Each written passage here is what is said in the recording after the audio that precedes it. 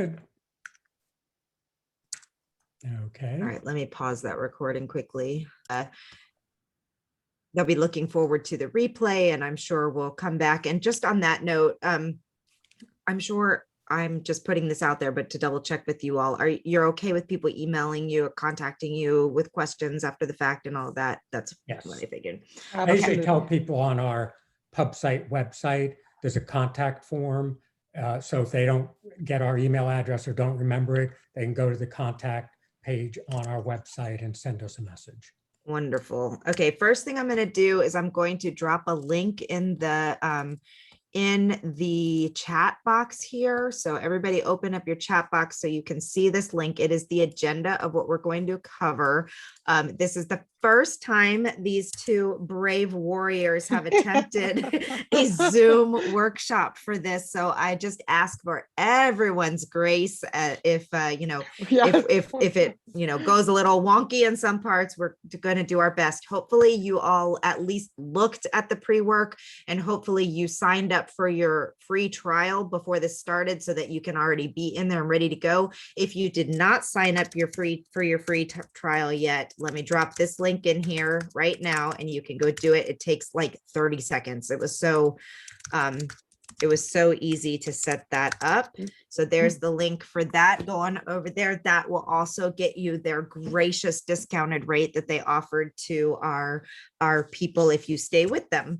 So I'm going to just do a quick hello and welcome, and then I'm going to pass this straight on over to John and Fazia so that they can get to work with us here. But please use the question box if you have questions throughout this process, not the chat. So much stuff gets lost in the chat. We want to make sure that we can address all questions.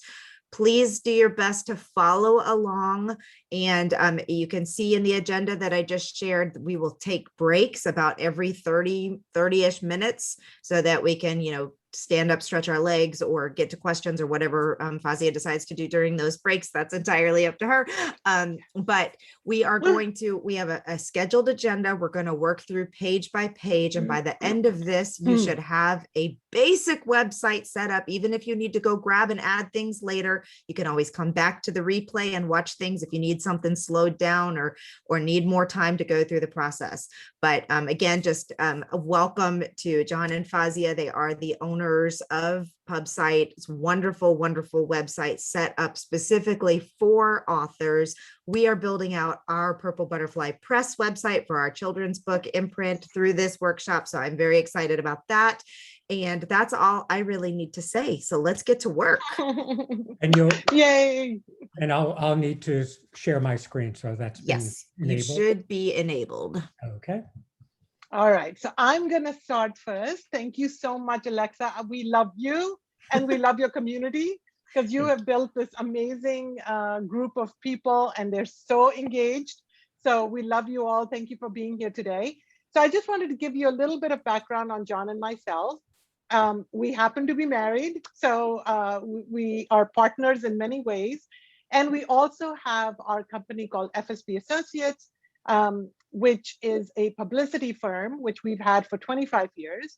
And then about 4 years ago, we started PubSite, which is a platform for building author websites. Now, John and I are both total book people. We've spent our entire careers in book publishing. So we've worked at publishing houses. John has worked at bookstores. We've done every aspect of book publishing. John's done sales, I've done marketing and publicity. And then what we've done really with PubSite is we've been building websites since '97, I think. John will tell you a little bit more about that. And we realized that none of the platforms that are out there are really built for books and authors. And we have specific needs. So what John and I did is we incorporated everything we know about book publishing into PubSite. It's a platform built just for you. We're not trying to get event planners or, photographers or anyone else but authors and books. So I hope that you will find it helpful. As I said, John and I have been in publishing our entire careers. John launched the first author website ever. It was for Sue Grafton. Not many people get to launch a website program with a best-selling author, but we were very lucky to have her. And we've done her website now 4 times over. So it's been exciting. So I want to tell you a little bit about the structure of our workshop. None of us, including Alexa, has done a 3-hour in-person workshop on Zoom. So this is an experiment for all of us, and I hope it goes well, but I'm here to help you. So my role is going to be sort of keep an eye on the chat, although the chat goes very, very fast, so I'll do my best. I'll try to answer the questions in the chat, in the Q&A box. I will slow down John if he's going too fast, and I will try to speed him up if he's going too slow. So that's my job. I'm going to be the nag. We are definitely taking breaks. So what we're planning to do today is do a section, take a break, do a section, take a break. I will handle the Q&As as they come up. If there's something that I think John needs to answer, I will float it up to him. So we'll sort of go back and forth, but I'll be in the background. He's going to be sharing the screen with you. We really believe that PubSite is a platform that you can set up within this time period. So we're hoping that at the end of this, you all will have a website that you're proud of and feel really comfortable and empowered that you can update yourself and create yourself and have fun with it. So that's what we're going to do. I'm just going to go over the agenda a little bit. So we're going to start off this morning with John's actually going to go over website basics. Just quickly, because obviously you've all attended other conferences and sessions on websites, so not too long, but just so you have a good idea of what the terms are, what he's going to be talking about, what's important. And then we're going to talk about why choose PubSite, what's the benefit of PubSite versus all of these other amazing platforms. We have nothing against all of well, I have something against WordPress. I think WordPress is just hard to use, but the other platforms seem to be really great. They're just not built for authors. So John will talk about the benefits of using PubSite. And then we're going to do, he'll actually show you how to sign up. So those of you who have signed up already, great. If you haven't signed up, he'll walk you through that process. And then we're going to take a little bit of a break just to get our bearings, just so we can get started. And again, I'll fudge the breaks in terms of whether it's 5 minutes, 10 minutes, depending on how we're all feeling. And then we're going to come back from that break, log into the website and dive right in. John's going to go through, you're going to open up your own dashboard. So you can have the recording on one side and have the dashboard on another panel. And then we're going to go through how to set up the default design and then the author section. So that's going to be the most important work at that point. We're going to take a quick break. Next time, we're going to talk about building the titles. So how do you enter titles? We're going to go through all of that. How do you set up a carousel if you have more than one book, which I know Alexa does for her publishing company. Then we're going to take a little bit of a break, come back and talk about navigation and menus. So sidebars, menu, just organization, architecture of the site. Also probably my most fun section. I love that. Then we're going to take a break and come back and then have so much fun customizing our sites. So John's going to go over how to change it, there are great professional templates already made, but we will go over how you can customize it and make it even your own, and how fun it is to change your website anytime you feel like, I love it. I've been doing it all the time. So that will happen. And then we're going to take a break and then come back and then just handle Q&As. So there'll be lots of times I'm going to be manning the Q&A board in the box. So, and ask me any questions you want there. I'll interrupt John if I need to, if I don't know the answer or I can't handle it in the box. So I think that's what we're going to do. But I'm here. I'm listening to you guys and chat, and I'm so happy you're all here. It's a big commitment. And we're grateful that you're giving us this opportunity. Thank you so much. And say hi to me in the chat so I can make sure that I can answer you guys and make sure that you get a website at the end. Hi, thank you.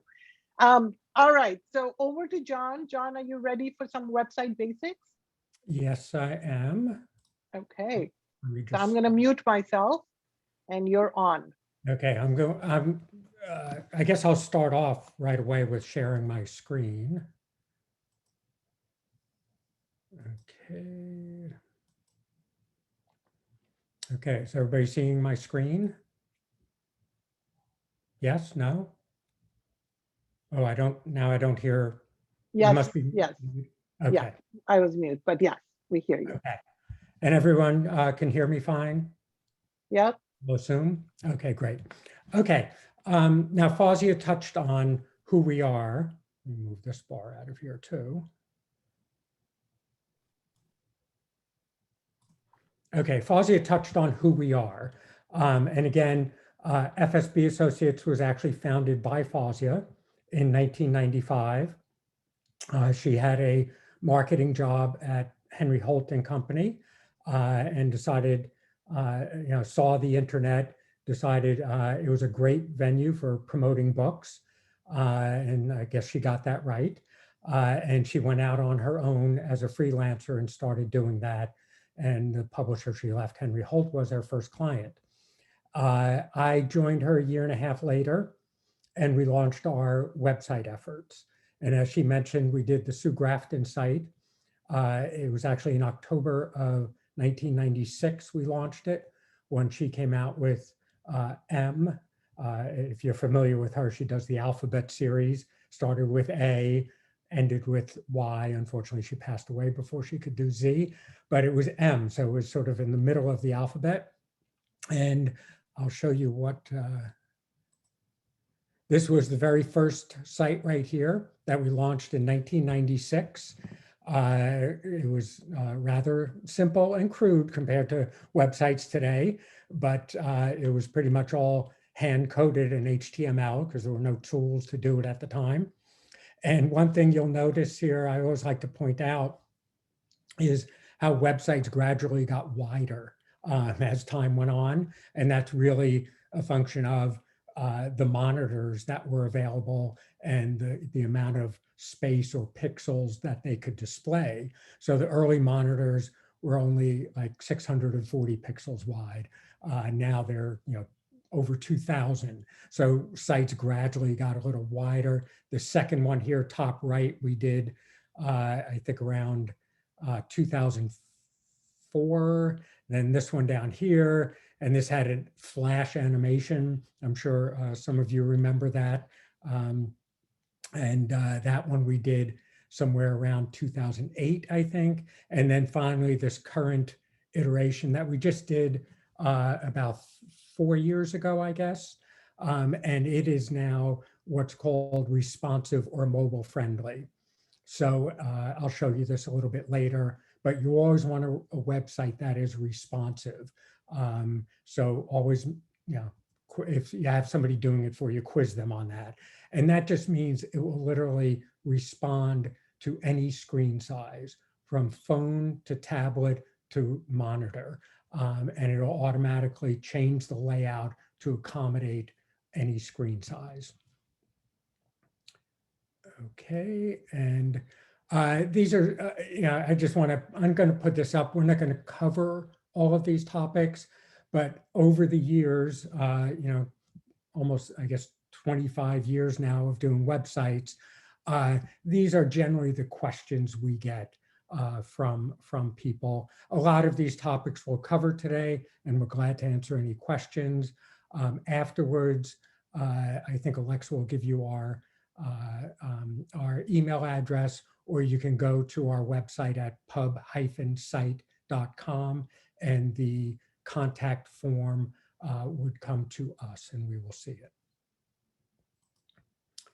And then what is the purpose of your website? Again, I'm just going over some basics. I'm sure some of you are already familiar with this, but for those who aren't, or just for a quick review, it's the home base. I'm sure you've heard a lot now about branding. You want to brand yourself as an author. And so that's where you can really develop it on your website. You don't have as much control over Facebook or Instagram or any other venues, or even if a publisher offers to give you a site, you don't really have control over it. Your website, you have complete control over design, layout, colors, everything.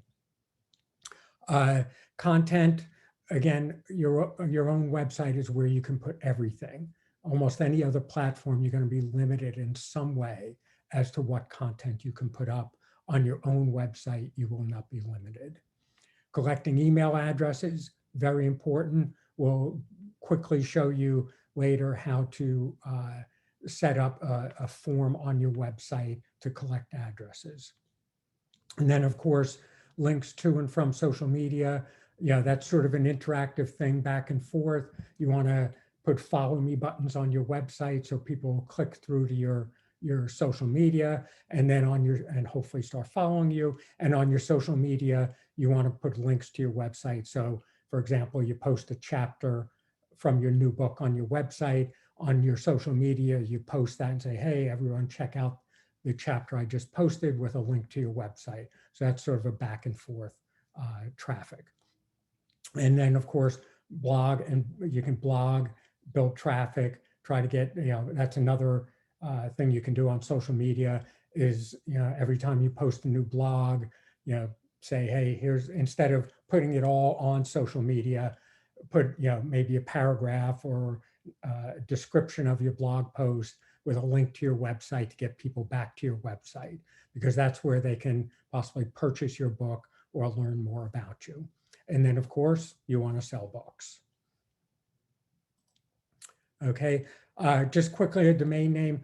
We generally advocate, and this ties into the branding again, that you use yourname.com because, again, you're establishing your home base and your brand. Yourname.com very well may be taken. Mine, obviously, johnburke.com. I first checked in 1995 and it was already taken. So you can do, your name author like johnburkebooks.com, johnburkeauthor.com, or some other variation. Have ownership and control of it. We've run into this problem many times over the years. Someone registers it for you and you don't have access to it. That sometimes in some cases, a webmaster will register it in their sort of master account. Then you will never have access to it because they can't give you access because other domain names are registered in there. So don't do that. We suggest, going to a site like GoDaddy, which we find to be the best and the easiest to use, and usually the least expensive. Go and register your domain name there. It's not very difficult. Do it. And then if a webmaster needs access to that, you can give them access so they can set up your domain name to use it with your website. And if somebody else does set it up for you, you tell them immediately that you want access to it. You want the username and password and the link where you log in to have access and control over your domain name. Also, it's then in your name, because again, if a webmaster registers it in their account, it's in their name. You don't even own the domain name, okay? That can be very unfortunate because as nice as everybody likes to be, sometimes the parting is not amicable and they own your domain name, you don't. So make sure it is in your name, what's called the registrant. Okay, and so generally, hosting and domain names are really two separate functions. Even if they're done through the same company, they are separate. So you can have your domain name at GoDaddy and leave it there forever. It doesn't matter where your website is. It can be on PubSite, we hope, or it can be somewhere else. Whoever developed your website might have their own hosting situation. We've always done that, and that's fine. You just want to own the domain name. And then also GoDaddy and most of the other places where you can register your domain name, they can also offer you an email address based on your domain name. So then again, if you did it, say at GoDaddy, and we have no interest in GoDaddy, we just like it, and it's the most popular, then you would have your domain name and your email at GoDaddy, and you would never have to move it. Okay, hosting, I'm not going to really cover this much, but you do have to have hosting, and it's always going to cost you money. If you do a site with free hosting, the old saying goes, you get what you pay for. It's usually going to have advertising, not advertising you choose, advertising they choose. So you don't want to get free hosting. And it can, like I say here, it can range from $3 to $30 a month. Again, whoops, you get what you pay for. Okay, cost, I'm not going to even cover this now, but I'll pause on each of these pages. So if at a later time you want to review this in the recording and ask us any questions, please do. Okay, and just one thing on choosing a designer or a developer, if you don't use PubSite, is get someone who's done book websites. They're very different, and in PubSite you'll see why. You don't want somebody who's done local plumbing businesses. That's not the type of site you want. And they just don't understand books, book marketing, or anything else. Okay, content on your website. Again, anything you want. You want to have author bio, photos, interviews, as much as you want, as long as it's well organized. You don't want to overwhelm people with content, but if you organize it well, you know, for example, we'll go over website menus later, but you don't want, you know, your website menu to have 20 items on it. Have a limited number, you know, maybe 6 or 8 with drop-down menus. So people can come in, find what they're looking for, find out about you. Then in the drop-down menus or links throughout the site, they can, you know, basically dig deeper if they want to. You can put for your books then, put your book info, covers, descriptions. You can even, you know, put review quotes that you have or pre-pub praise that you might get. Excerpts, we always advocate putting an excerpt up of each book. It's up to you how long. Some people put as little as 2 or 3 pages. Some people put 30 pages. Sometimes it'll depend on the book, but that's, again, up to you. Video and audio, great thing to do. And what we always advocate is you don't put the video file directly on your website. Put it on YouTube or SoundCloud for audio, Vimeo, again, for video. And then I'll show you how you can put it on your website. And then, of course, blogs and articles, great thing to do. You can start blogging. You can have a website and start blogging before you even have a book. Start blogging on the topic of your book. Again, share it on social media. Get a little bit of a following. So by the time your book comes out, you have an audience. And then other information like press kits, any coverage you get online, put links to it on maybe a media page. If you're going to have appearances eventually, you can list them, whether they're physical or online. Okay, SEO, we'll go over this a little bit. Nice thing about author websites is that because you have so much text content, book descriptions, blogs, reviews, sample chapters, you are already loaded up with keywords and phrases which are important to search engines, but we'll go over that more later. Okay, the main tag is the title tag. Oops. And in PubSite, we prompt you to do it, as you'll see, but it looks something like this. The title tag is the one that will often show up here on the browser. So that's the most important one. Okay, we're not going to go over marketing. If we have time at the end, Fawzia might address this issue, but we're not going to cover that now. And then one thing about PubSite, very easy to change your design, layout, and color scheme. Okay, so that pretty much wraps that up. And this is our URL again, pub-site.com. Okay, and I'll exit out of there. Okay, and this is the site, PubSite. Yeah, feel free to browse through it if you get a chance, particularly the portfolio, so you can get an idea of the type of websites that have been done in PubSite. And as you can see, we have a wide range of genres.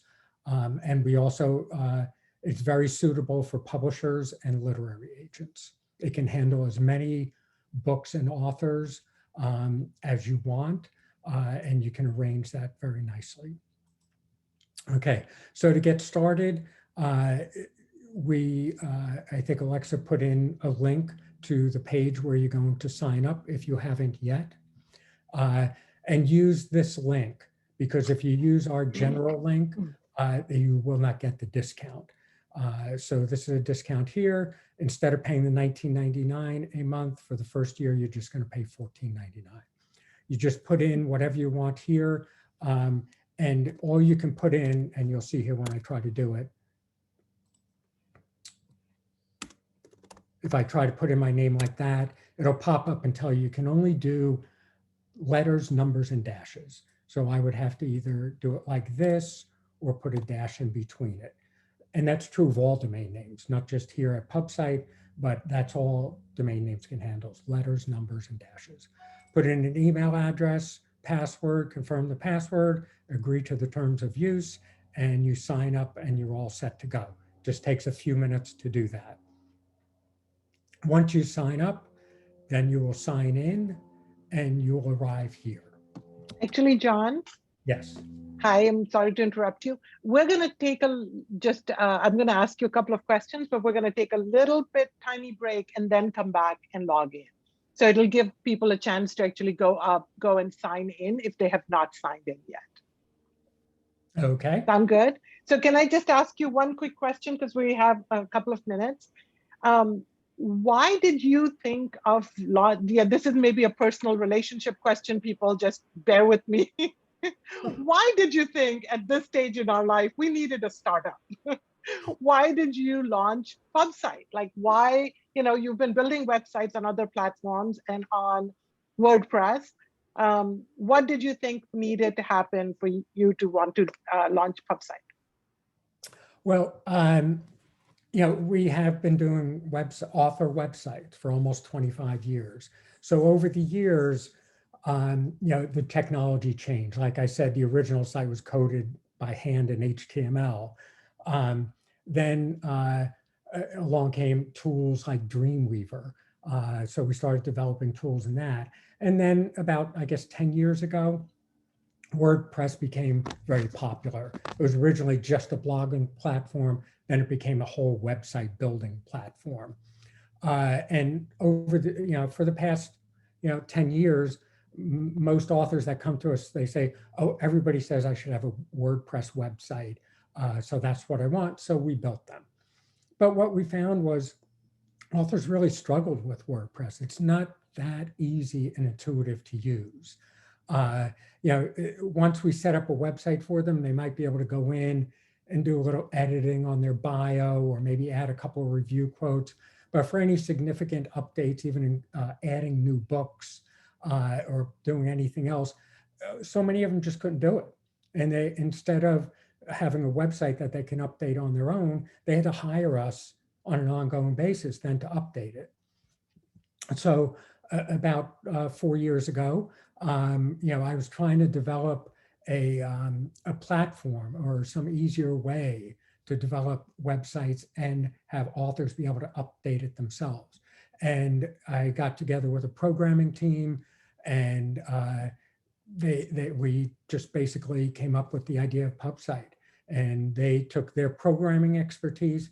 I took all my book publishing and author website expertise, and we combined it together for PubSite because we wanted a platform that was easy to use specifically for books and authors. That was a great answer. And your wife loves it. So that's even better. Brownie points. The greatest thing that came out of it is that my wife now doesn't need me to update her website, for which she is eternally yes. grateful. I am not just John, but even the web team. I don't have to ask anyone to do it. I do it myself, which is fantastic. So I'm thrilled about that.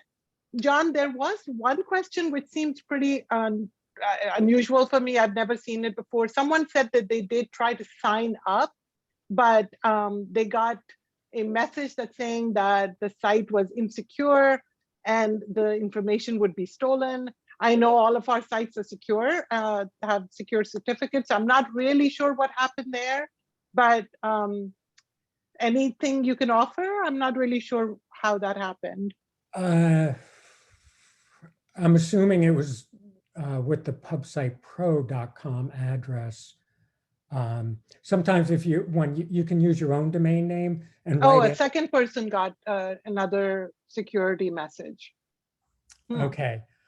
All I can say is maybe it was during one of our transitions or migrations to the new server. I'm not sure, but again, if you want to contact us afterwards, if you could, the best thing is if you can send us the link or specific example so we can take a look at it. We would certainly be glad to. John, Yeah, it is. could this be happening if they purchase so Joan and Janet, did you purchase your a different URL? Could it be happening if they purchased their domain name and had are trying to use HTTPS instead of HTTP? Could that cause Well, that? I was going to say that yes, you can use your own domain name. When you make that change, there can be a period of as much as like 6 hours where you might get that message because it takes a while for the change to propagate throughout the internet and for the security certificate to get installed and active. So if it happened during that period, yeah, but unfortunately, there's not much we can do about that. Usually within an hour, it's all set up and going. Sometimes it can take longer. So yeah, Janet, the person who's having this issue, said that she signed on yesterday. And so again, I'm not sure, maybe it's, would you mind, John, just going back to the sign up page? Alexa, do you have that link handy for people to get the discount? Well, this And is you it can right put here. that.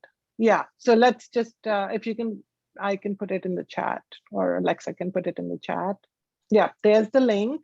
So if you guys want to do that with us now, let's just try that. Click on that link. You'll get to this page that John is looking at. And John, when you're putting in the top, the green box, right? That's a temporary URL. You're not putting in your actual domain name here. You're just putting in a temporary one, or I guess if you're planning to keep the PubSite Pro one, you can keep it longer, but you're not putting in your entire URL in that box at that point. Right, John? Yes, that is correct. Right. Like, for example, like I said, I would probably just put in here. Well, yeah, if you never want to get your own domain name, which is an option, you can use the whatever your name.pubsitepro.com. You can use that forever. So then you should probably give it some thought as to what you want it to be. I would probably be, John Burke. So then my URL would be johnburke.pubsitepro.com. Yes. But So it doesn't matter what you put in there if you are going to get your own domain name eventually, because then that's what will be used. Yes. So I just want to say sorry to interrupt, but so in that top field, guys, you're just putting in your name and nothing else, because the .pubsitepro.com or .com will come in later. So you're just putting in your name here and then email address and all of that. And I think, Janet, you asked about your own URL. Anyone can transfer their URL, but it comes later. It's after you activate PubSite. So it's not at this stage. At this stage, we're just in a trial. So just put in your name, or as Alexa might do, her publishing company's name. And that's all. No dots. PubSite Pro will be automatically added. So you're just putting that in instead of putting in your entire URL in that spot. I hope that helps. And maybe that's what's been causing the problem.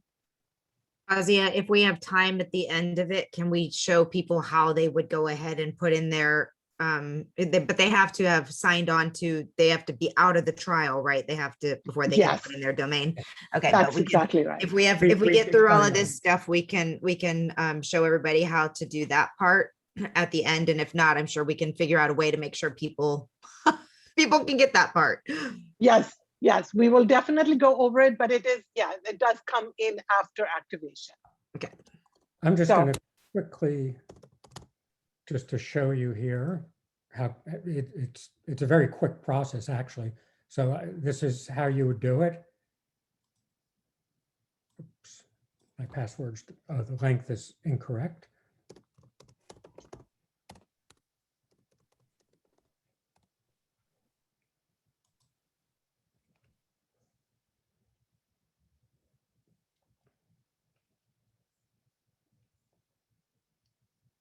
In real time. There must be people doing it. Be because patient, be patient. Everybody's doing it at the same time. Yes. Yeah. So that generally, this literally takes like 10 or 15 seconds. I know, Alexa, you've done it and I've done it. It takes seconds. Yeah, I did it this morning and this did not happen. So we'll Well, just, and we're using up a lot of bandwidth with Zoom and all of that stuff too. So yeah, when I did it, it was like immediate. So yeah, Yeah. okay. All right. We'll Naturally. just assume. there we go. Maybe, oh, did it happen? No, it's Yeah. still, Oh. it's still doing it. Okay, we'll revisit that later. But yeah, I'm sure it's because will. it's being heavily used right now.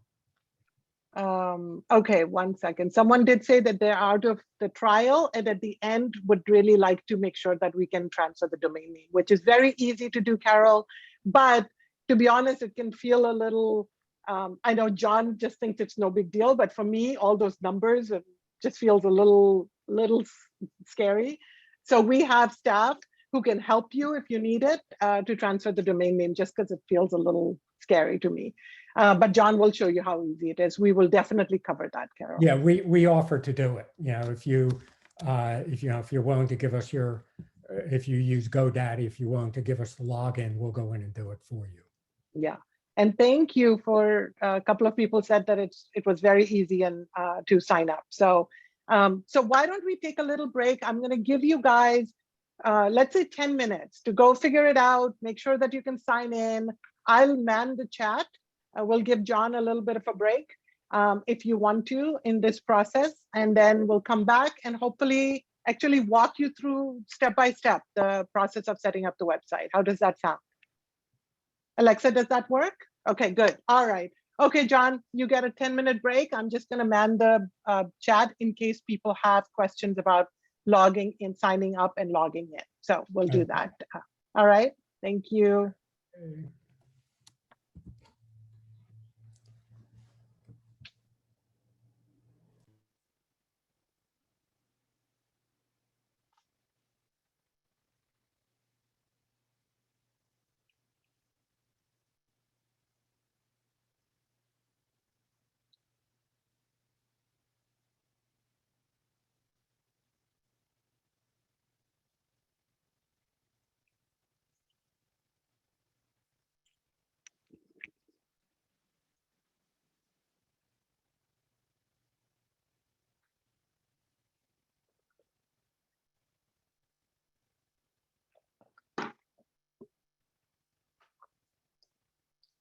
Set a timer for 10 minutes.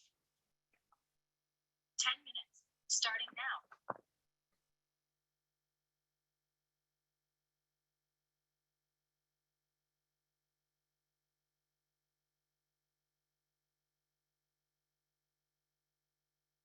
I don't know if you want to answer these questions now or if you're waiting for tomorrow, but there's a few questions in the chat box for you. I mean, in the Q&A box. Yes, just saw them. Sorry, I was so Oh, that's messed with the okay. chat.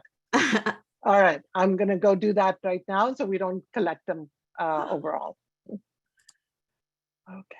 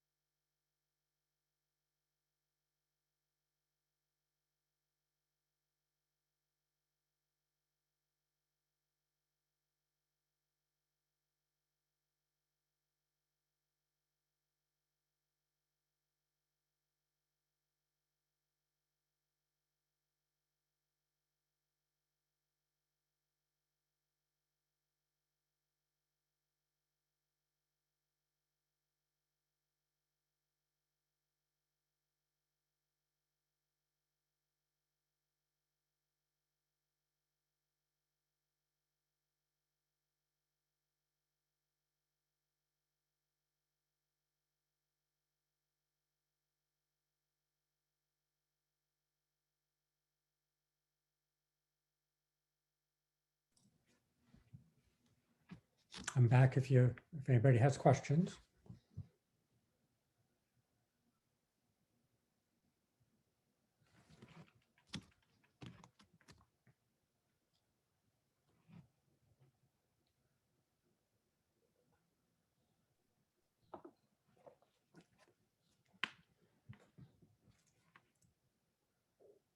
So Alexa, I'm going to answer some of these in person, but I don't know if they're here or on in break. So I think I'll do that later. But yeah, some things are just easier to explain in person.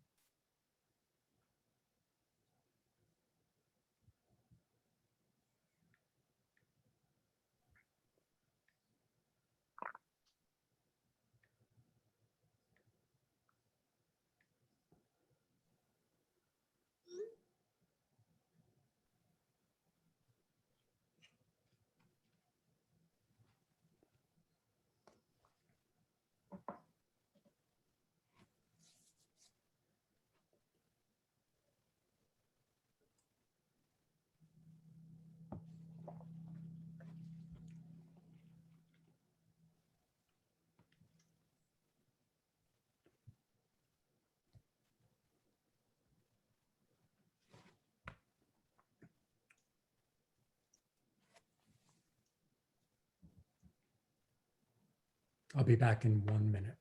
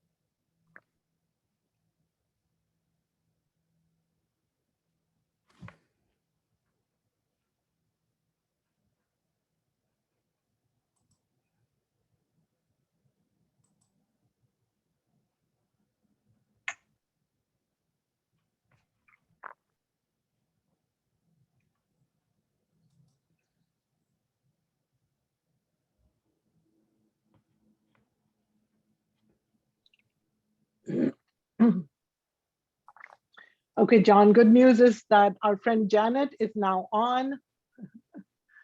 So hopefully everybody got on at the same exact moment. Oh my God, that was crazy. So people can sign up and we'll go from there. So I think as people start to come in, I want to answer a question that someone sent in, which is kind of a marketing question. So, but they sent it in anonymously, so I don't know if I'm whose question it is. I hope you're still here and you can listen to this answer. It was just too much to type. So the question was, I say that PubSite is a very scalable platform, which I love about, that's what I love about it so much. So what I mean when I say it's scalable, it means that you can start off as with no books, so just a blog, and go to one blog, and then go to 100 blog, and you can still use the same platform, and it just accommodates that for you. You don't have to redesign your website, which is what we used to have to do. Every time our clients would have a new book, we'd have to redesign the homepage and spend money on it and program it again and all of that. PubSite accommodates that completely. You can decide today you want a blog, decide tomorrow you don't want a blog, and then realize you made a mistake and put it back on the blog. Those are the kinds of things that PubSite make very, very easy. So I feel like it scales with your needs. You might be on a book tour, so you'll put in your events, and then when your book tour is over, you can take the events off of your site. So all of those things is what I mean when I say that PubSite is very scalable. I feel like it really accommodates your needs and grows with you. There's no extra charge for it. You just keep getting all of these great features as you need them. So anonymous attendee, I hope that helps you.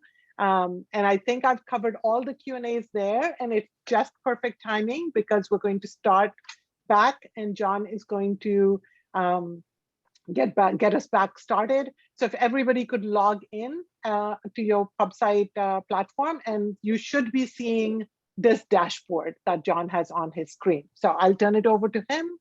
And I can't wait. We're going to cover this period. We're going to cover mostly your author setup. So that's what we're going to focus on. And it's a fun section. So have fun. All right, John, over to you. Okay.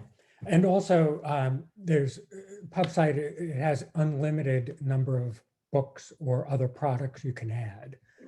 We have one author site that has, I think now 90 books on it, and a publisher site with over 200. So, and I'll show you some of the power of PubSite when you have that many. Okay. All right, so here we are. Now we've signed up and we've logged into admin. And this Set is an alarm for 30 minutes. This is so this is the page you come to. All right. And now what we've done here, you have these buttons down here, but I wouldn't encourage you to use them. I would follow this right up here.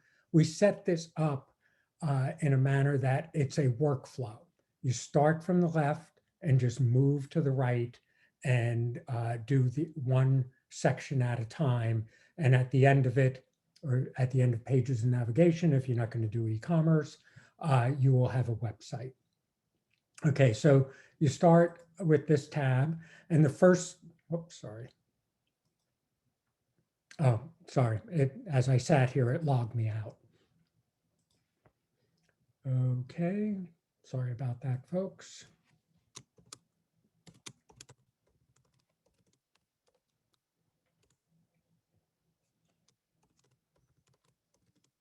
Yeah, if you sit too long, it will log you out.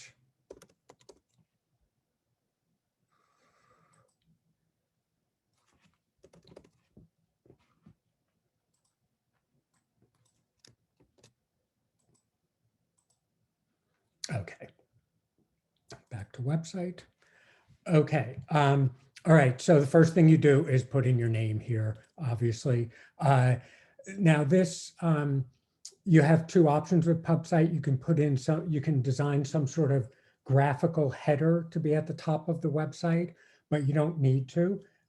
You can just have your name in text at the top of the website. Whatever you put in this box is what will appear at the top of your website. Uh, one thing I just show you here is there are two built-in contact forms. And right here is where you would set, if somebody fills out a contact form and submits it, it would go to this address, the to field. Now, whatever email address you signed up with would be the default, but you can always come in and change this. And you can change this and say, subject message from website. This would be delivered to you in your inbox.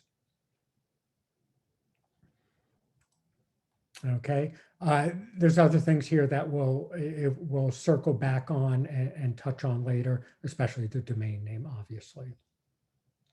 Okay, so once you do that, this is the design page. This is always the default one. So when you get to this page after signing in or signing up, it should look like this, and it'll say current right here.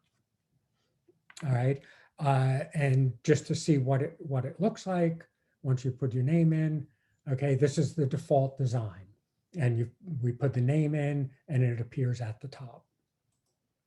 You can easily change. We're going to again circle back and get into design a lot more towards the end when we see how much time we have.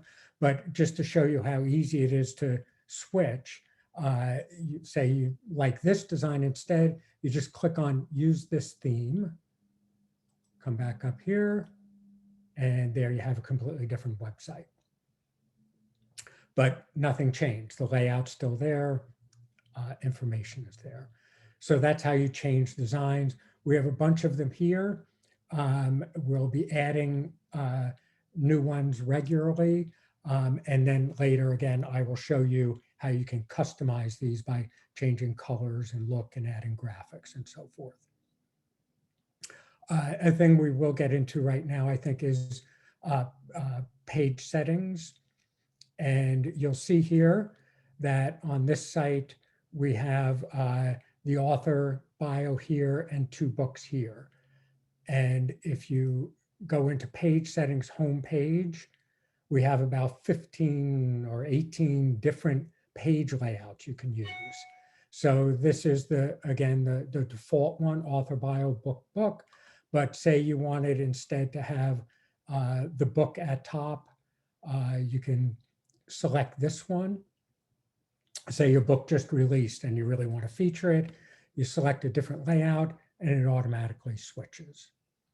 We'll go into that a little bit more later, but that's how easy it is to change the homepage layout. Okay, now the next thing we'll move on to then, going left to right, is the authors tab. Okay, now this is where you enter your author information. And to do that, you just click on add author over here. And you just fill this out, first, middle name, last. And this is the short bio here, which would likely be like 1 paragraph we usually suggest, but it can vary in length. And then once you've filled in this information, you can do this now or later. You just have an author photo. You click on it and you go find it on your computer and upload it. But what I'm going to do here. Yeah, hold on 1 second. Can you go back to add author?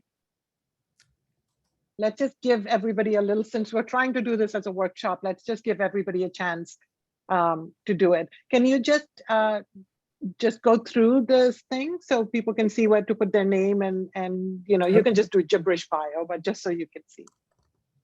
And let everybody take a moment to do this and see if they can do it on time with us. Let me just grab some text from here. Paste it in here. Yeah. So if you guys are following along, I know Alexa said to pull all of this content together. Of course, everything is changeable, right? So you can change this later all the time. Nothing is fixed. But if you do want to do it with us, then this is a good time. I'm going to give you another few minutes to finish this page so you can see it. You can always do formatting later. Let's just get the bones of the site done. So add your photo, add your name, and add your short bio. So in PubSite, we have two different types of bios. One is what I call a short bio, which is on the home page, which is a shorter bio. And then there's a longer bio option, which John will show you in a minute, which is sort of what I consider my story. So let's just give you a few minutes to enter that, and then we'll move forward. So John, just give me let's just wait a second. Someone sent a message saying, my page setting does not have graphics. I actually, so sorry, Sue, don't really know what that means. Graphics are added by you later. So sorry, let me know what you mean and I will be happy to answer you. And then while people are adding that, let me just see. Yeah, this is where you obviously add the author photo. Book covers will show you are added when you enter books. And then other graphics are all optional, but we'll show you how to add those. John, Rhonda made a good point. And she asked how to use the checkbox and keep the site in maintenance mode if we wanted to do that. Okay. All right, I'll just go ahead and add this author. Yeah. Okay, so So now when I go to the authors tab, both authors are here. Okay, to go into what we call maintenance mode or under construction, you click here and right here, check this box and click Save Settings. Now you'll still be able to view the site because you're logged in into admin. But if someone else went to the site, I'll use a different browser. Oh, it's already up. So if I hit refresh, now they're going to get this. Yeah, so you that's can perfect. do that. That's perfect. Yeah, that's exactly what we wanted to The show only them. problem Yeah. with that is if you want to show it to people, you're going to have to go in and remove that because that's what they'll get. So if you want to, if you work on your site and want to send it to somebody, you'll have to go back in and uncheck that, or they won't be able to. Yeah, and remember, unless it's a very established domain name, most people aren't looking for your page unless you've actually sent them there. So, I sometimes will put my site in maintenance mode because my URL is out there. So if I'm making changes, I don't want people to see it while I'm making changes to it. But otherwise, you don't really need to do that if you're just trying out a new URL. So that sounds great, John. We still haven't heard back from Sue about the page settings. So I think you're good to go back to the author page. Thank you so much. Okay. All right, I'm just going to, we don't need this author in here, so I'm just going to delete it. Oops, that was edit.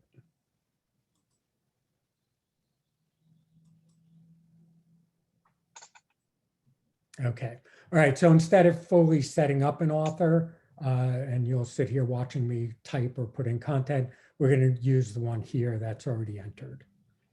So this is, this right here is what you filled in when you first set up you as an author. Okay, so if you ever needed to change this, all you need to do is click on it. And once you get to this point, then it's here in the authors folder. Another way of doing this, instead of uploading it or finding it on your computer, and this is true throughout the site pretty much, is you can just drag it and drop it in. Obviously, that's not an author photo, but you don't always have to go find it on your computer. Have what you're going to use on your desktop and just drag it in. That's usually a lot easier and faster. John, one question is, what kind of file do you need for your graphic file? So JPEG, PNG file, obviously, some files are not applicable. So I know that PubSite automatically resizes images, so we don't have to worry about the size.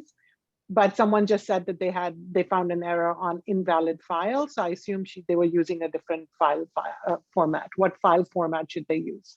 Yeah, generally you should use either a PNG or preferably a JPEG. It's the most widely used format. It's a smaller file format than PNG. You know, I've had instances where a PNG file can be 5 times the file size in kilobytes or megabytes or whatever of a JPEG image. So I would say JPEG. JPEG is generally the default file format for most cameras, including your phone camera. So yeah. Okay, and then another, TIFF files, TIFF, that's generally for print, not web. also when you're entering your short bio and your long bio, you're cutting and pasting or you are typing it in. There is no way to upload a file or a Word file or anything like that in those sections. So someone just asked me that, but you're not uploading it, you're actually typing it in or cutting and pasting, which John will go over also. So, all right, John, back to the author page. Okay. I will have to go over the whole cutting and pasting thing, but maybe I'll do that for when we're to books. Let's get a little further in before I go on to that. But yes, now you're on this author page and it's added the full bio down here. And this could be as long as you want. This will show up on its own page. And as you can see, it's like working in Microsoft Word. It's that simple. If you wanted to make this bold, you can, italics, you can. If you want to add a link, you just, choose the text, click on the little link thing, and generally you just go to the website. Say we wanted to link this to Fauzia's appearances. You paste that in, click OK, click update author, and now, where'd it go? Now this is a link that you created. And I might as well show you one more thing about links. As a rule, when you link to something within your site, you just do this. If you're going to link to somebody else's site, something outside your site, what you want to do is come to this second one, target, and select new window. And click OK. Click update author. So now you'll see when I go to the about the author page, you'll see that this link here, I don't know if you can see it at the bottom of my browser, it says open this page in a new tab. So when you click on it, you'll see up here, it opened a new tab. The nice thing about that is when somebody closes that tab, they're back in your site. Otherwise you lose them, okay? So that's a little tip in doing links, okay? But otherwise, you can put whatever you want in here. To add an image, say you wanted to just add an image right here. Again, it's kind of like working in Microsoft Word. Click on the little image icon right here. And you want to, if it can be on another website and you can use the URL, but generally you're going to browse your computer for it. Okay, and this is the default thing it opens to. What I usually do is put any images in this contents folder. Okay, so there's nothing in there now. Let's see, let's do this book cover again. You upload it, double click on it or click on it once and then click done. Okay, and okay. And then it's always good to put in alternative text for accessibility reasons, but I'll just say alternative text is book.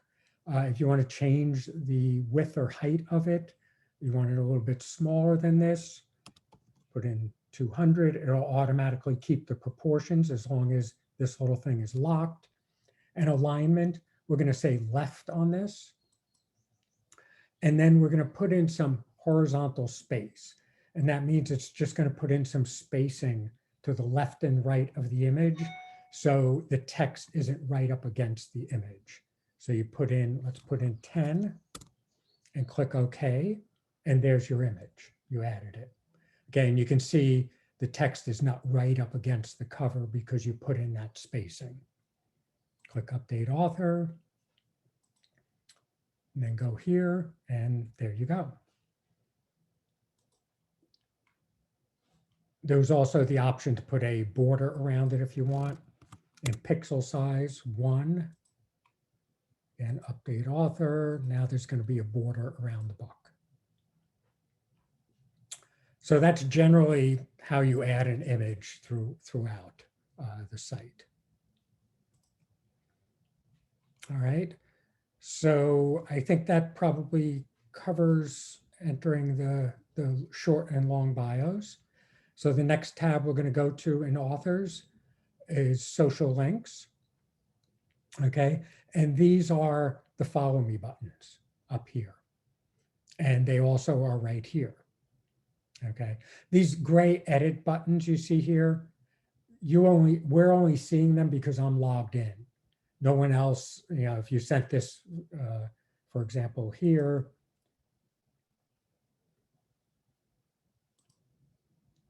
okay, you don't see those buttons, obviously. Okay, so that's how you enter that. And okay, so to add these buttons, all you do is these are obviously all Fozzier's Twitter page, but you just go to, for example, your Twitter page, copy it, and then come back and, you know, you copy it from, go to your Twitter page, copy the URL up here, copy it, and then come back and paste it in here. Paste it in, and you have the button. So say we wanted to add the LinkedIn page. Again, I'm just going to use Fozzier's Twitter URL, paste it in here, update, and now you watch up here. And when I refresh, Twitter is now there also. And over here. So it's that simple to add and remove social media follow me buttons. And these are all active links. You know, click on it and it'll go to your Twitter page, obviously. You can set it to Fozzier's, but I don't think she wants all the traffic. Okay, I so totally want all the traffic. What are you talking about? John, let's just give everybody a little bit of, I just asked how everybody was doing. And I think, can we get a little thumbs up or anything? You guys doing okay out there? I think it should be okay. How did you get? Let me Okay, just all say this. okay. All right, people seem to be Author doing okay. website one right here. You know, if this is just your author site, you don't need to use it. This is really more for when there's multiple authors on the site. You can put in, each author can put in their link to their website. Because, for example, on a publisher site, you're on the publisher site. You're not on your author site. So if you're an author within that publisher site, you would put your author site here, and then I'll just show you quickly.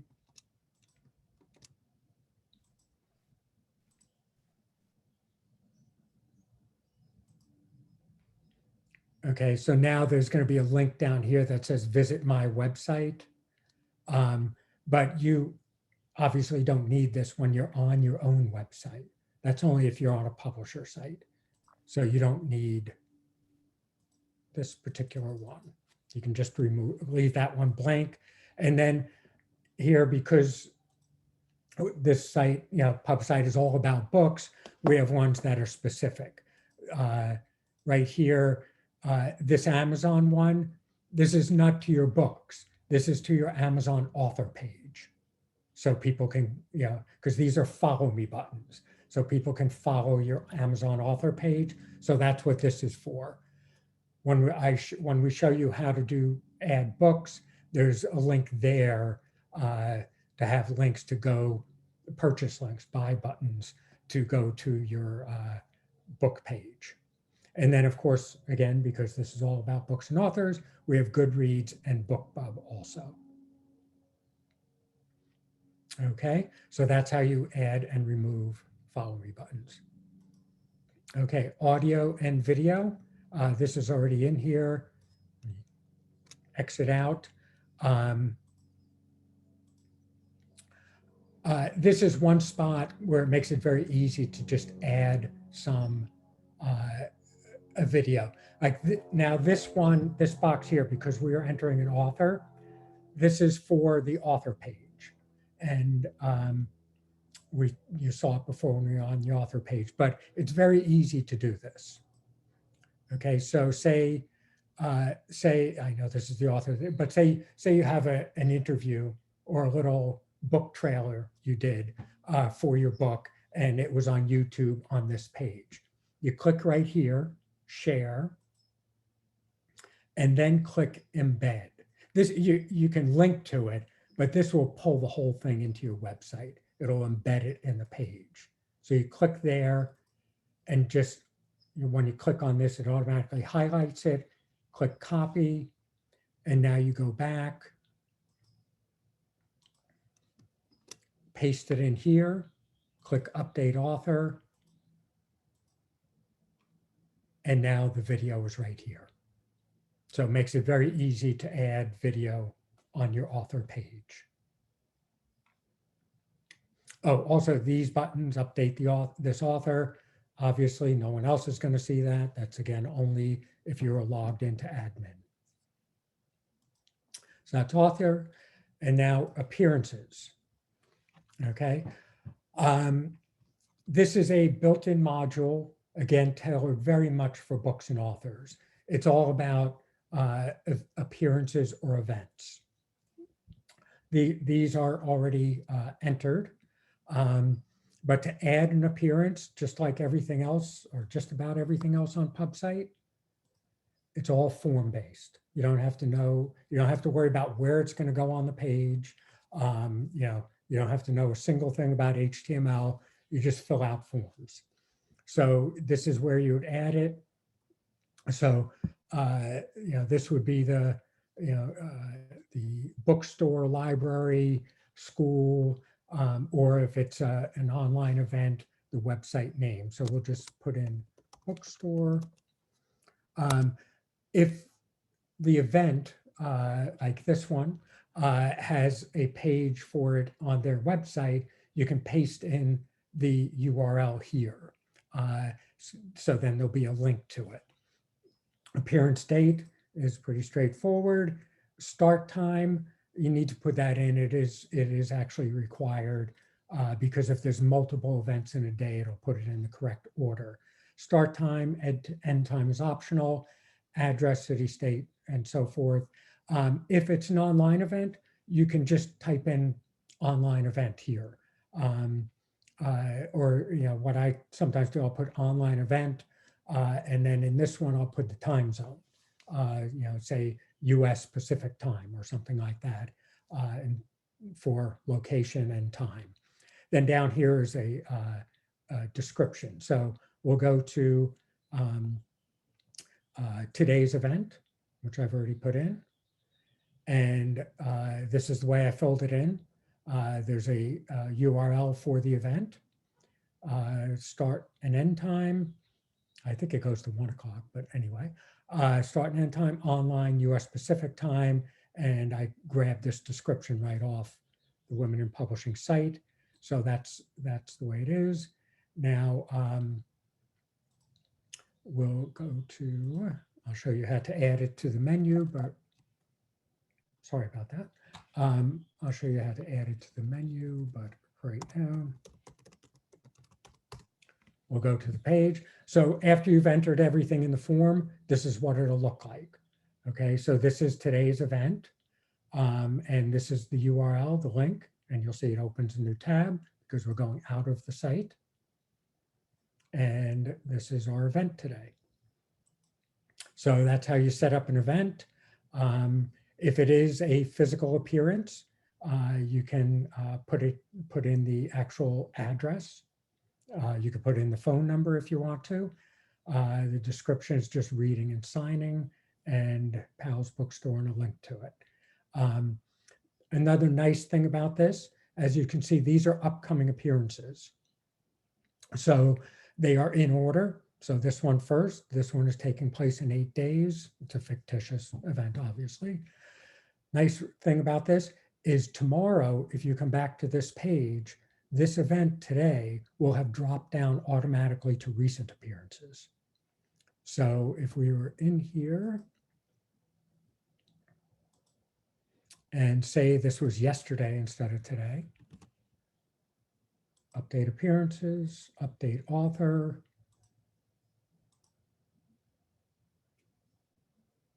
For some reason, I didn't change the dates. Oh, I changed it to 23rd. Sorry, that's tomorrow. But you get the idea. If I change this to the 21st, update appearance, update author, refresh, and now it dropped down here. So that automatically happens. Never have to come in and rearrange the page for upcoming and past. Another thing Fawzia loves. I was just going to say, and how much does Fawzia love that? Well, if you look at Fawzia's page here, these are all the upcoming, and you can see all of the past appearances, which are numerous. So it's a very handy thing to have this all happen automatically. So you don't have to, because if this was saying WordPress, unless you found some plugin for appearances, this would, you'd have to come in and rearrange the page to do that. So we make which is what I used to have to do in WordPress, and it drove me crazy. So I love this little feature. So that, John, that was a really good overview of the author tab, the author section. Well, we saw the blog. The blog, yes. We can definitely go over the blog, which is a little bit more robust. One of the things that someone had trouble with was where the layouts were, the homepage layouts, because so if you go back to the first tab, websites. Actually, it's in the design tab. Design page, you're right. So Sue, we're gonna go over that for you. So you can see there are lots of, PubSite is very robust. There's a ton of things you can do with it. So there are lots of options, but I think the section, you went into the wrong, different section. Basically what you're looking to do is, John will just show you where the layouts are. So John, just the homepage layouts, please. Yeah, the design tab, page and settings, homepage. And here are all the different layouts. We'll show you more of these as we go through. Especially there's some pages where you can, if you don't have a book, for example, you have author bio and blog posts. If you have a lot of books, you can have a carousel. So we'll show you those, but yeah, this is where you make that change. You can do a complete blank custom page if you want, but we very much discourage that because in staying with the mobile friendly, responsive layouts, unless you know how to code those, I would suggest not doing that.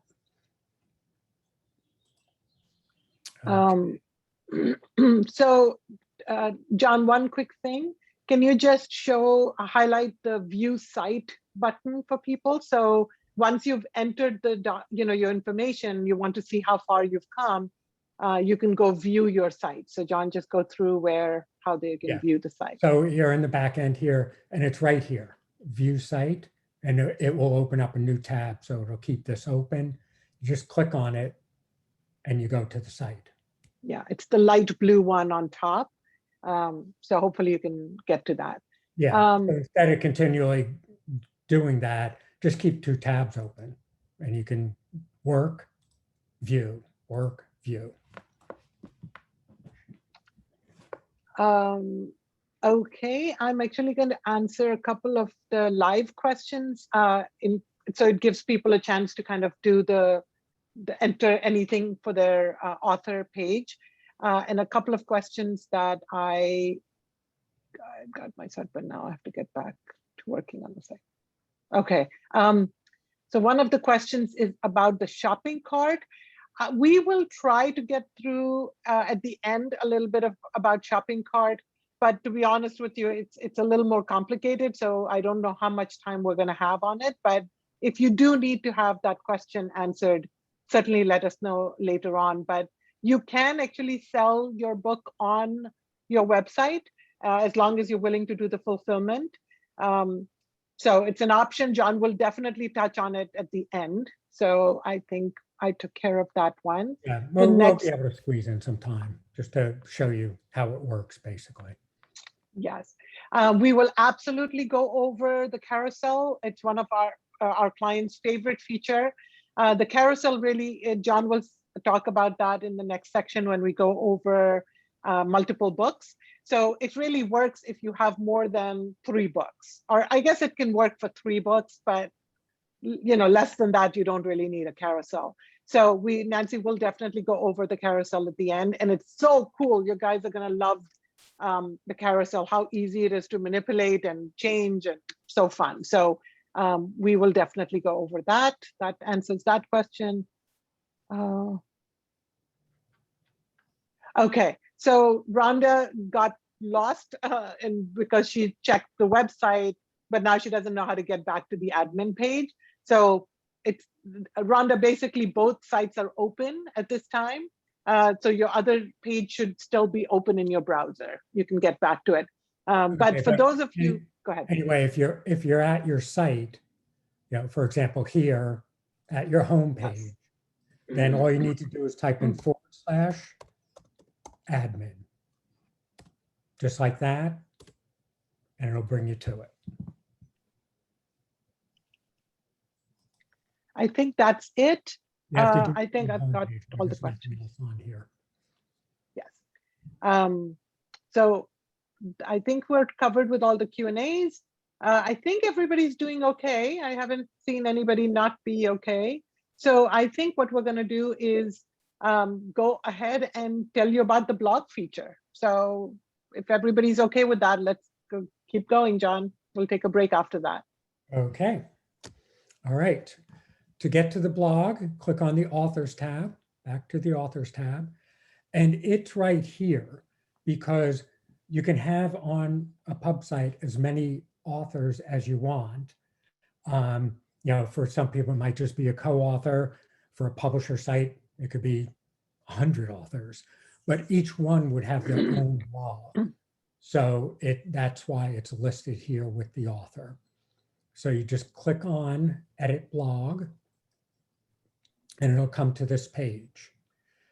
Now for you, when you get to this page, this will be blank. There won't be anything here yet, but there will be a button to add blog article. Okay, and this is, again, pretty simple. Just click on it, and here we go into forms again. All you have to do is fill out a form. All right, article content. Now here if you don't check this, it won't become visible immediately. Okay, so you can, so nobody can see it, it won't show up. Put in the article date. Now, you can put in today's date, or you can put in a future date. If you put in a future date, it won't display on your site until that date. Then it will display. Article title is, whatever your blog title is. And then we have article intro. This is sort of like short bio, long bio, but it's short intro, article intro, or blog post intro, maybe the first paragraph, and then the full blog post. And again, you have full editing, formatting, and everything available to you. So instead of watching me put one in, I will go to one that's already filled out, return to blog list, and we'll go to this one.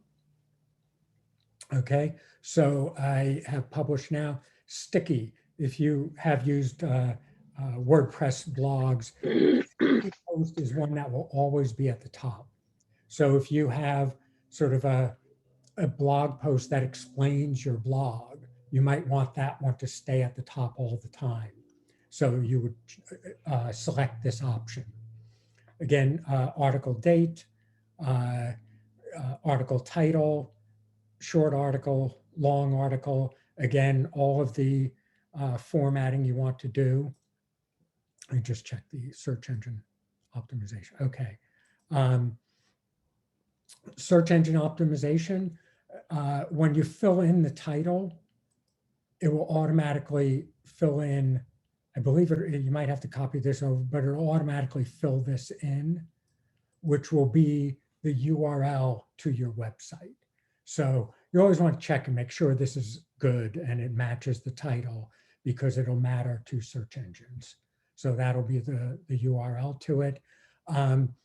We're not going to go into depth with SEO in this presentation. It's sort of beyond the scope, but I would encourage you to do a little looking up. There are even blog posts or articles out on the web on SEO for authors or publishers, on our SEO for author websites, articles on it that'll tell you how to do SEO. For the, you'll probably hear people mention meta tags. The three main meta tags or SEO options are page title, description, and keywords. Description is like a 1-paragraph description of your blog post. Keywords are speaks for itself. It's the keywords in your blog post. If it's on, diet and nutrition, specifics to it, something I always use is, vegan cooking or something like that, then, those keywords have to be in this list of keywords separated by commas. Sorry, thought that was down here. So you would just start putting in the keywords, and you know far better, you know best what the keywords are. So just do a little, read an article online about SEO and what's the best way to do it, so you are knowledgeable about that. And again, back here, you can put in images, whatever you want, format it. And maybe now this is a good time, Fazia, to touch on cutting and pasting, or should I wait for our next book segment? No, I was going to say that it is important because, people are going to be doing it for their author information anyway. And a person did have a question about the inputting, cutting and pasting. So I think it's a really good idea. One other thing I wanted to just flag for people is that you can absolutely have a photo that represents your blog post, which is good for social media sharing. That image goes in the in the body of your blog, where John has just shown you the pub site logo, but it shows up when you're sharing it with the description on the top. So some people find it confusing, but it actually works much better that way. Yes, so just so you know, don't try to put images in the short, because what you put down here, it will do a thumbnail and put it here. So you don't need to put images in the short. Actually, don't put images in the short bio or the short post. Yes. The other thing I wanted to just flag for people before John talks about cutting and pasting is that sorry, I am going to do cutting and pasting under books. Yeah. Oh, you will. will. Okay. I actually need to do. I need to do a 5-minute prep for that. So I'll do that during the break and then show it in books. Okay, that sounds great. So you will not see the blog in your menu, because blog is not by default in your menu. You can go ahead and enter one of the blog posts just as a test one. And then John will later show you how to add a blog to your menu on top. So it's not there by default if you're not missing it. Right? It's not there by default. Right, correct. Right. I'll show you how to add it and add any pages to the menu. Yeah, we'll get to that for sure. So this is a good time for us to take a little break. I think we're going to give you guys 10 minutes. So it's 11:30 now. We'll come back at 11:40. Take this time to, basically get a drink or stretch it a little bit, or enter the information. So go over the author tab and just kind of put in the information that maybe you haven't had a chance to do now. And then we'll go, our next section is actually going to be about adding your books. and how to make the carousel and how to create a featured book if you have more than one book. So we'll go over all of that in 10 minutes. So thank you. I think I'm all caught up with questions. So I'm going to take a little 10-minute break too, and I will get back to you guys at 11:40. We'll see you here. Sounds Thank you. good. Thank you. All right. Thanks.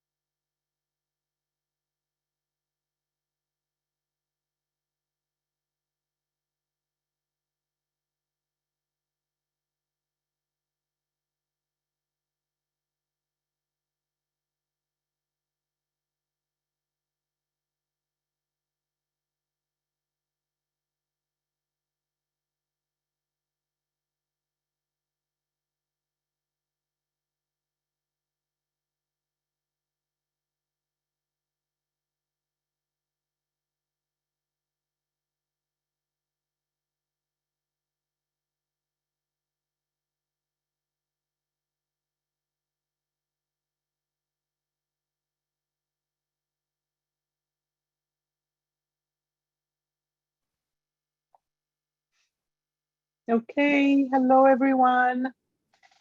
I hope you're all coming back. And so far, hopefully you all love PubSite and you've been adding things. And if you haven't added things, you will do it later. But hopefully this very step-by-step workshop is working for you. Do let us know if it's working. Alexa and John and I have never done this before, so we're all trying it out. John and I have actually done this workshop in person at one point. So, oh, I'm so glad it's working and it's helpful. Awesome. Yeah, John and I did it in person once before COVID. So we were in the room together, which was a lot easier. You know, you can answer questions, but I'm glad it's working for you guys. Thank you. And I honestly think PubSite is just such a great platform and will definitely, you know, make you feel empowered because you can take care of this very crucial piece of your marketing yourself. So I'm glad it's working for you. Let me just make sure John is coming on board. Yeah. Can you hear me? I can hear you. Yes, we thought you ran away from us. I can't seem to, I have lost myself here. You, is your Because you're video? just seeing a photo of me? I'm Hold not on, even seeing I can, oh, for some reason, Fazia is spotlighted. So hang on here. Which, yeah, well, John will tell you I have no problem with, so. Hang on one second. I'm not sure how it She did that. She did it. Yeah, I did it, I exactly. can't find my way back here. That's very interesting. It turned off the option. Hold on. Say something now. Hello, am I here? Now you're showing up. Yes, but your video is off. There we maybe, go. John. I don't see myself in a little square. Oh, your video is off. But your image is back now, but your video appears to be off. Yeah. Okay, Did you stop your video while you were on break? I can't see myself in a square. I only see you and Fazia. So I don't see myself, so I can't turn my video back on. I don't know how that happened. Oh, wait, hold on. Okay, are you seeing my screen now? Yep, we see your screen. Okay, I still can't see myself. So everything's okay now. Yeah, I think your video is still off.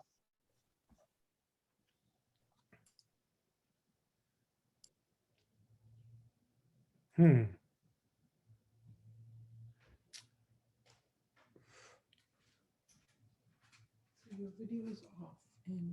Can you click on the Zoom button and see if it gives you the option to turn on your camera? If not, it doesn't matter. The screen you're sharing is the most important piece. Okay. All right, so you just don't see me, is that it? That's correct, but we see your screen, so that's Okay. good.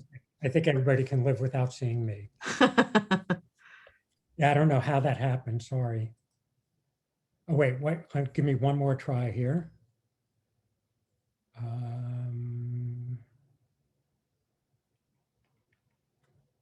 Now I can't seem to get back to that.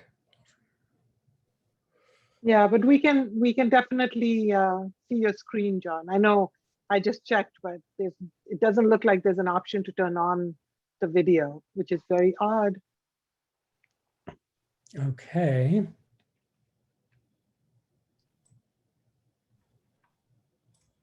All right, then that's what we'll do, I guess. Okay, all right, so we'll get started again. John, can I ask you something? Is your camera, you know how sometimes you block the camera? There you go. Hi. Only a wife would know these details. Wonderful. Sorry about that. But the thing is, I still don't see myself in a little box, but I can easily do without that. We see Okay, you, we so see it's you. good. We see you. Okay, sorry, folks. Okay, so let's get started again. Okay. So I guess that wraps up the blog. We will move on to, actually, there is one more thing with the blog. Again, if you've ever used WordPress, you can set up blog categories, and you can do that here also. So you just click on blog categories, add a category. I'll just call them mine. Add category, and that's done. So now we go back to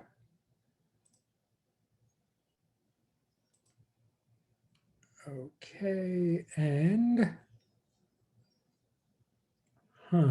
okay, kind of got lost here, sorry.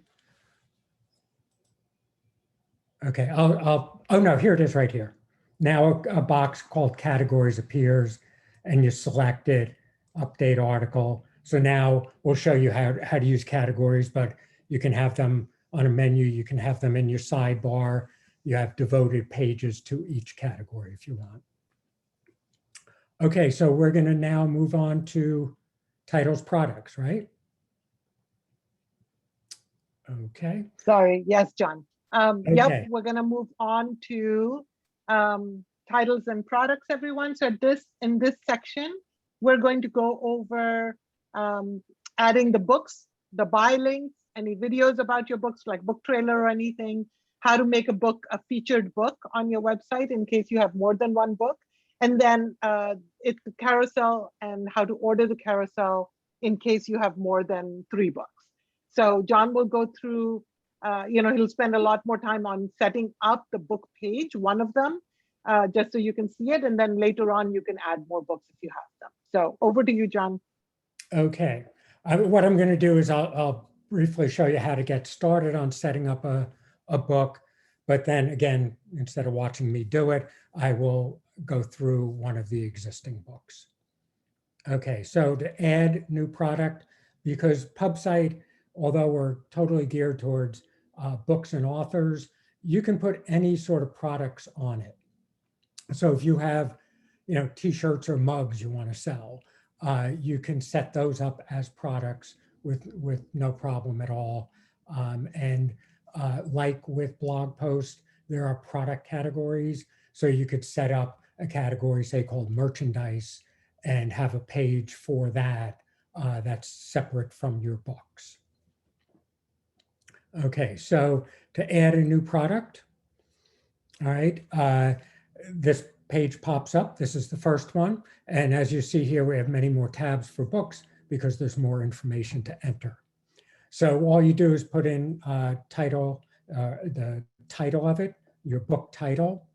You can put in a price here, or if you don't want a price to display, for example, you're funneling all your business to an online bookstore like, say, Amazon, who's going to discount your book by 30%. So you may not want to put the price on your own website because it's higher than what it's selling for elsewhere. So you can just put in a 0 there and the price will not display. We encourage to put this in the ISBN 13 or for a product, some sort of SKU. It's not absolutely essential, but it's always good to have. Sometimes people will want that to search for your book somewhere. Again, you can set up categories here. You can just click here or here and go to categories. You can add new categories. You just put in the name and again, SEO, page title, keywords, description. All right, so now, so that's really all you have to, I'll explain this order by later, but that's, you start off by entering that. So now, John, again, sorry yes. to interrupt you, but people don't need to put categories if they have only one book, correct? Yeah. Oh, yeah. Or yeah. If you only, if you only write in one genre, you don't really need categories. Or if you only have categories.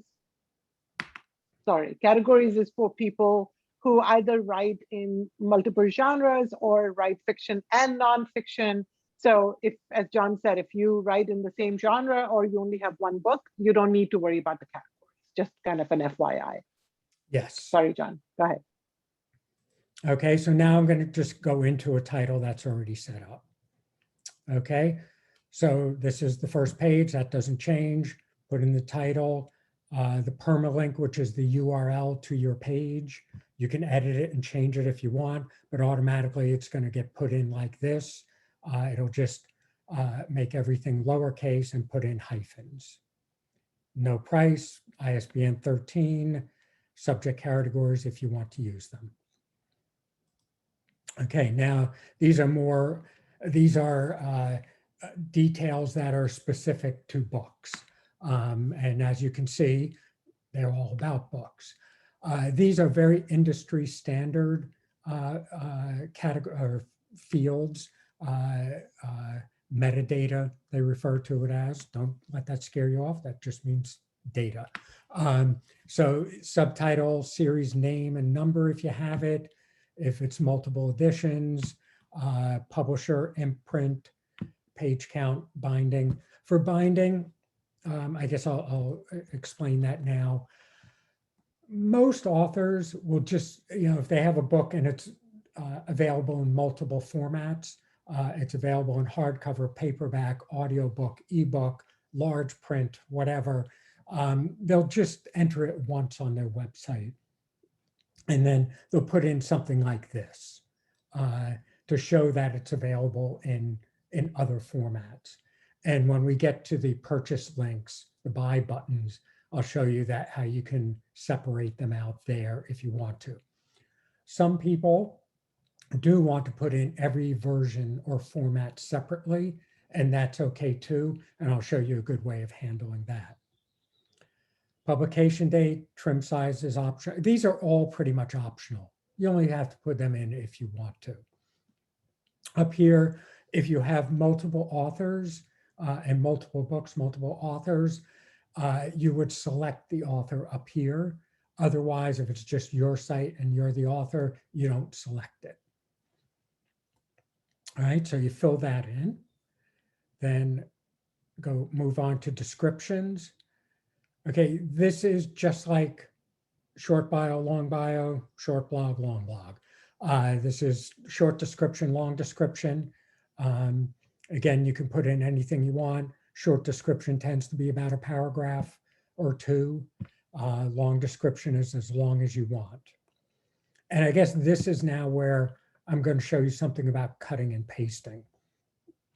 I was trying to find a good Word document to do it, but maybe later I'll find it and show you. But for right now, I'm using a PDF, because sometimes you'll have your book in a PDF and you might just want to put it in cut and paste one page, or it'll be a press release that somebody sends you as a PDF and you want to paste it right onto your website, not offer it as a PDF, or you only want to do part of it. So you're going to cut and paste. So I'm going to take this and cut and paste. I'm going to copy it, depending on, Command C, Control C, depending on whether you're Mac or PC. So I'm going to copy it, and then I'm going to come back here and I'm going to paste it in.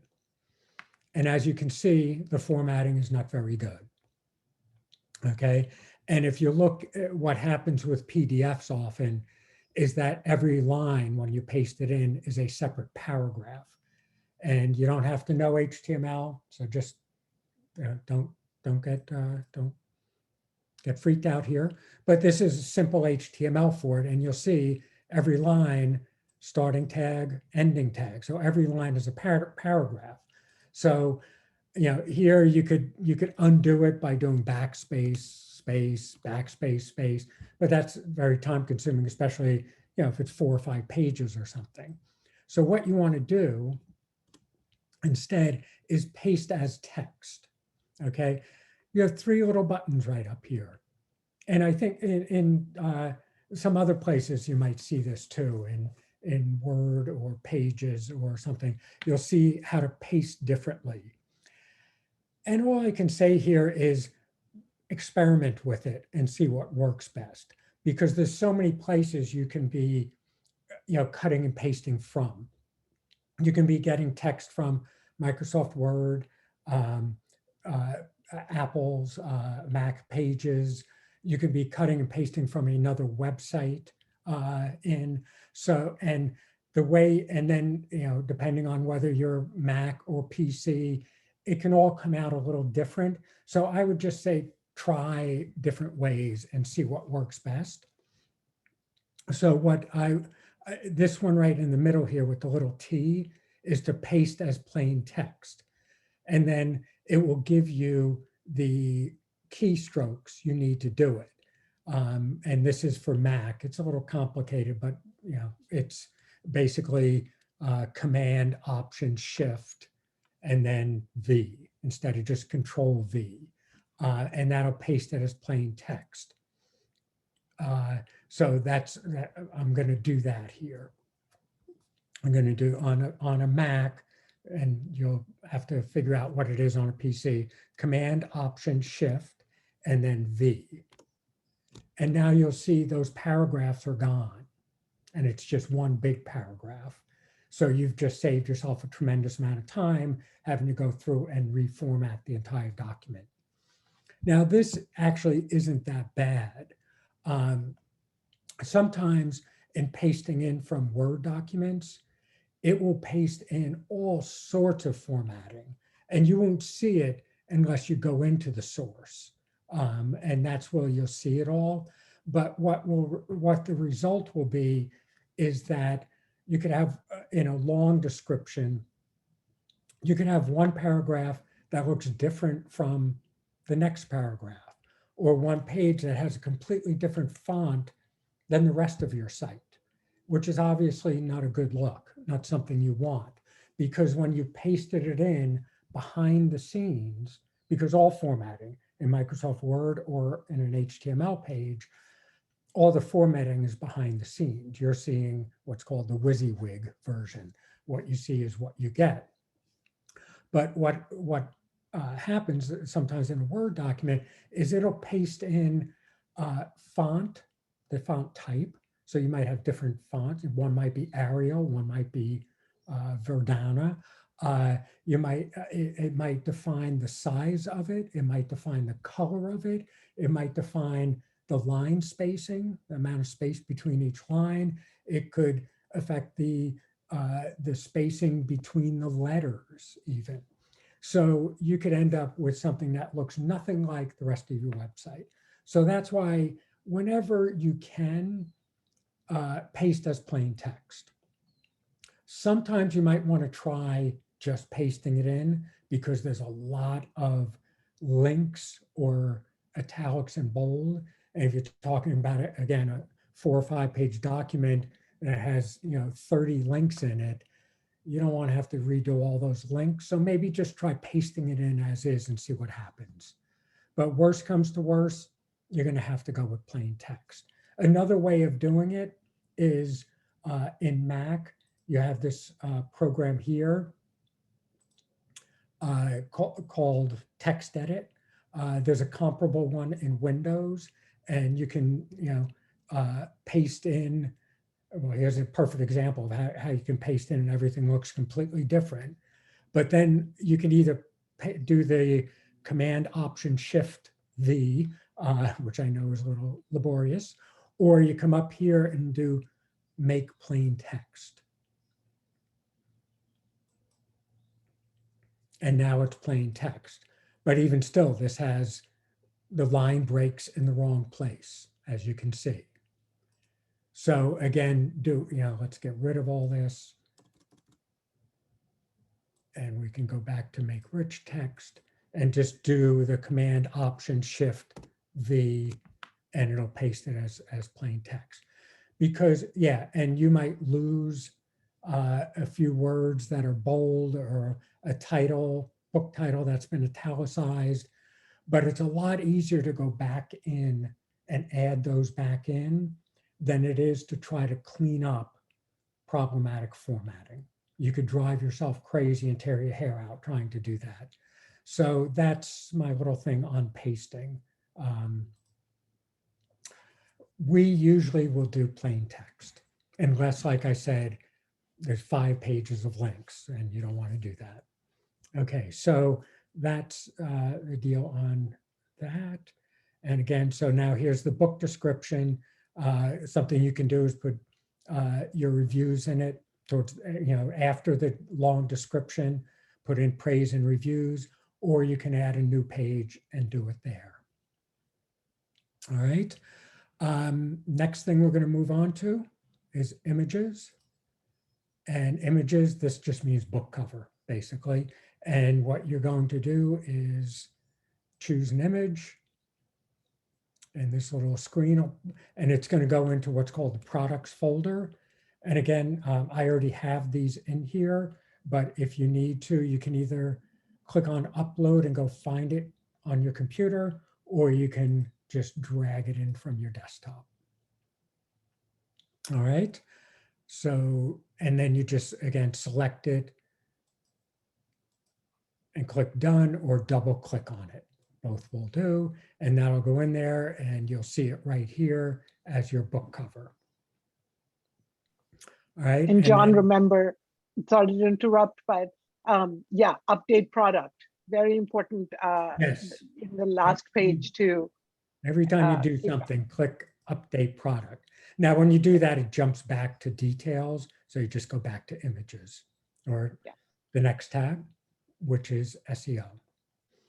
Okay, and I just kind of put in some quick SEO here, page title. And you'll see again here, let's go to, you'll see it's kind of been cut off, but what you put here is what shows up here. And then the keywords, again, that's something you will know best, and a 1-paragraph description. So it's very nice, PubSite prompts you to put that in, so you don't have to figure out how to do it later. On WordPress, you used to have to, I don't know, I haven't used WordPress in a while now, but you had to use a plugin to do it. This very easily and nicely prompts you to do it. These additional settings, that's for e-commerce, so we'll go back to that later. Okay, purchase links.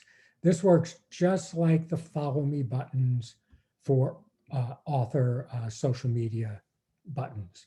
So here are all the built-in ones. You can see we have quite a lot of them. Amazon, Kindle, B&N Nook, Books A Million. This one is Bookshop. We have a little glitch that we got to fix. For some reason, the icon's not showing up. It'll show up on the page, but it's not showing up here. We got some Canadian booksellers there, some independents, Audible, and another independent, Target and Walmart, Google. We have some UK, Waterstones, Booktopia is UK and Australia, I think. Dymocks is Australia.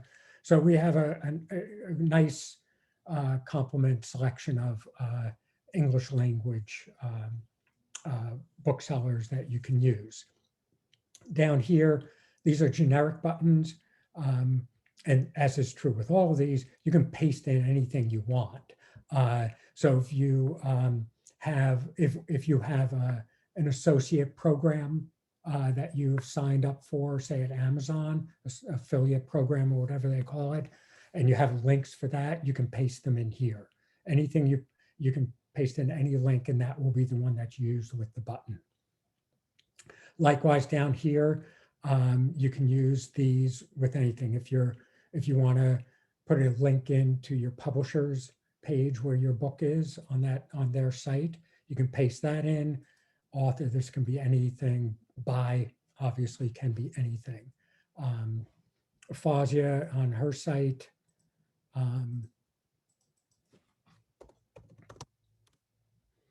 She has her Australia, New Zealand edition here. So she put in Booktopia, Dymocks, and then her publisher site. So you can go to her publisher site and purchase it there. So you can do anything you want there. You can use them all. You can use as few as you want.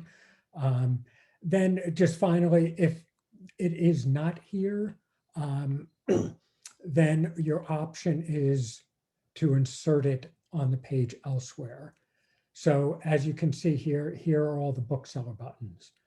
this read an excerpt link and this description is actually the long description for this book. Okay, so anything you put here, so you want to put my bookstore and link that to your bookstore, your local bookstore's page where your book is. Now that we put that there, it's not a link yet, but if we refresh, it'll appear right here.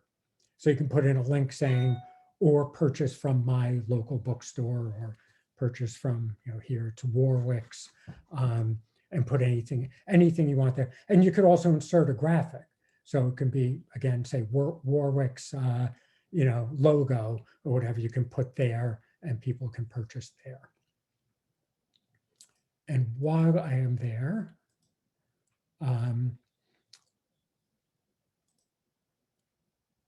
let me address this since it is here. One place, if you want to add an excerpt, say, for example, you have, I'll delete this one. Say you want to do it as a PDF, not as a cut and paste. And PDF is always nice because it exactly, if you have a PDF of your book with the pages laid out and designed as they were for your print book or your ebook, it will retain that formatting. So it'll look exactly like your book. Whereas if you paste it in, it won't necessarily, it'll be almost impossible to get it to look exactly. So you can put in read an excerpt or excerpt, and you highlight that, click on link, and you want to go browse right here. And I usually put it in contents. Anything I'm adding, other than authors and products, contents, because then I know where everything is and I don't have to look around for it. That's just something I uploaded before. But here, over here on my desktop, I have an excerpt, PDF excerpt. So you want to upload it. There it is. Double click. And again, this is the only situation if you stay within your website where you want to do open new tab, new window blank, and then click OK. Update product. Now when you refresh, excerpt is right here. You click on it, it opens up a new tab, and there's your excerpt. So that's an easy way to link to an excerpt. And again, you can use a little icon of a book, open pages or whatever, or a little book or whatever you want to do for style, but that's how you would link to an excerpt. Okay, so there we've covered the links, so that's how they look here. You can add them and remove them as you want. All right. Okay, now we'll move on to audio and video. And this is exactly the same as the author one. The difference here is this is just for this book. So again, you go to YouTube, get that little paragraph to embed it, and come back and paste it in this box. So now this appears at the bottom of the book page right here. We should probably put a little distance in there, but if you ever, there's a little trick, just be careful whenever you're doing HTML. But if you ever want to put in a blank line, all you do is type in the left arrow, put in BR for break, type in the right arrow. That'll just add a line. You can add two if you want. Okay, just make sure you get the opening tag and the closing tag. Update product. Now when you refresh, you put some space there. That's a nice little trick sometimes in a number of different things. Sometimes if you're adding a graphic or whatever, if you need you just want to put some space in there, it's a very easy way to do it. Okay, so back to that. Okay, other additions. This is where if this will list all of your books here. So this is where if you want to, actually, Fawzi, I think you have it on yours, if I recall. Not sure. So, John, while you do that, I just wanted to, I've been checking and just seeing how everybody's doing. Obviously, lots of information, guys. And even, even though we're taking all our time, we are building a website. So there's a lot to do. But one thing I just wanted to sort of talk about is the way John has designed PubSite. It literally is a workflow. So if you get lost or you're thinking, oh, where was that? The top navigation is that blue buttons on top that say website design, author, titles, pages, navigation, and e-commerce. So those are the big sort of pictures. And then within the author page, you can see that there are tabs again with the same way set up. It's a workflow. So you go to the titles, and if you go to the individual title, you will see that John, would you mind just taking us, just click on my book, the top, no, that's right, perfect. So you can see in the gray section, there are tabs. And so you just follow along. And in some ways, it's literally just filling in the blanks. You just fill in the field and go to the next one and fill in the field and go to the next one. There is no way to break it. We have had people try. So, just go through it. And if you lose your way, just know that that's the workflow. So you can always do that and it'll be easy. So hopefully, I know there's a lot to take in, but as I said, it really is a very simple workflow, and it is basically filling in the fields. The questions are there. You just fill in as much as you can.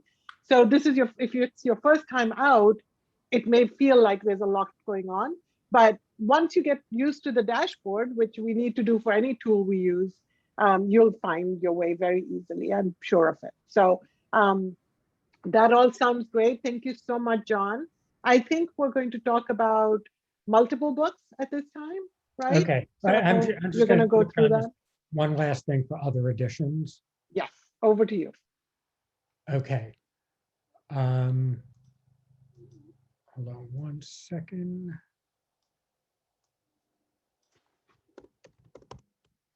Okay, this is Fawzia's books page, which we'll touch on how this is set up. But okay, so she has 3 versions of her book here: the regular one, the Australian, New Zealand, and a signed copy edition. So that's how you use this other editions. They're listed here. Select them. Update product. So if you enter all 3 versions, maybe there was also, we could have entered the ebook or the audio book and so forth. Then now when you go back to this book, down at the bottom, it says also available as. So if you enter all the separate different formats, you can set it up so this is at the bottom. Another thing you can do though is, I know you've seen on many sites, it'll say if you're maybe also of interest or something like that. If you have a bunch of books and a couple of them are very similar, then you can use it for that. So you can have those books down there, and you can change this right here. Instead of also available as, you can have also of interest or something like that. So that's another way of using the other editions tab. And one thing, just to follow up on what Fawzia said, that all you have to do is fill out the forms. And it's true, you just fill out forms, and PubSite takes care of the page layout, which we know from the past when people have used WordPress, and even now WordPress, Squarespace, Wix, they don't. It's up to you to figure out where the cover goes, where the bookseller buttons go, how to line them up, and all that. So you don't have to worry about page size. So that's one way that it's very difficult to break the site, because we do that for you.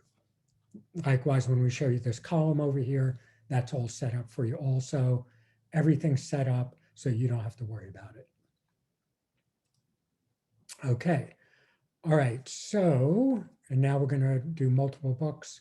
Okay, so again, titles, products. We're going to, there's something here called featured products.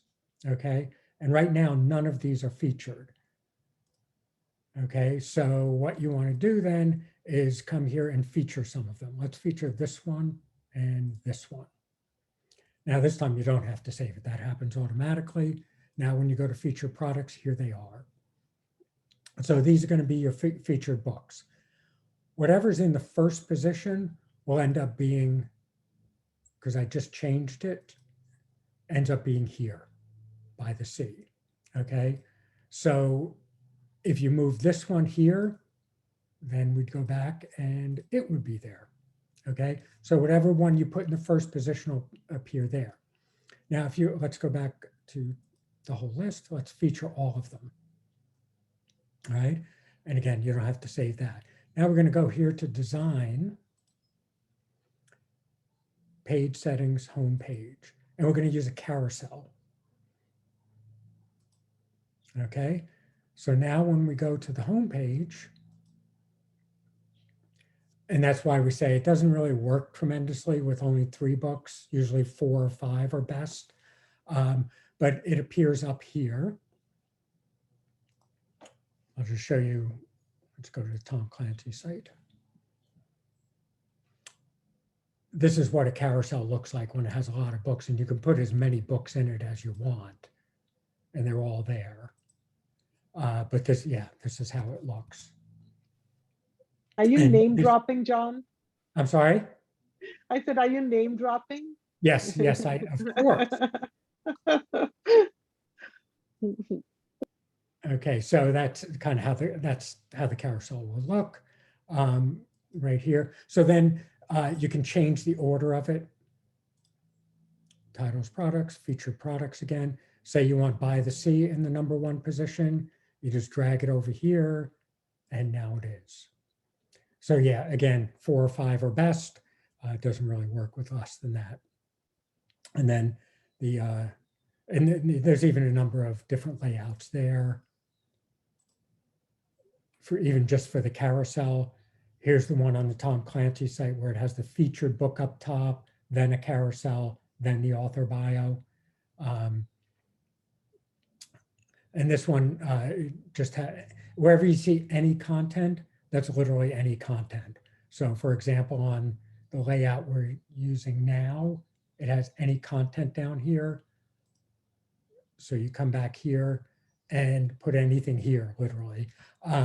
So you can put a little headline here. Usually what we put there may be really terrific review quotes. We'll put anything here to what people are saying or what the reviewers are saying, and in the content, put in a couple of review quotes. But you can put anything you want in there. And again, it's the usual. You can put links in it, you can resize it, or whatever.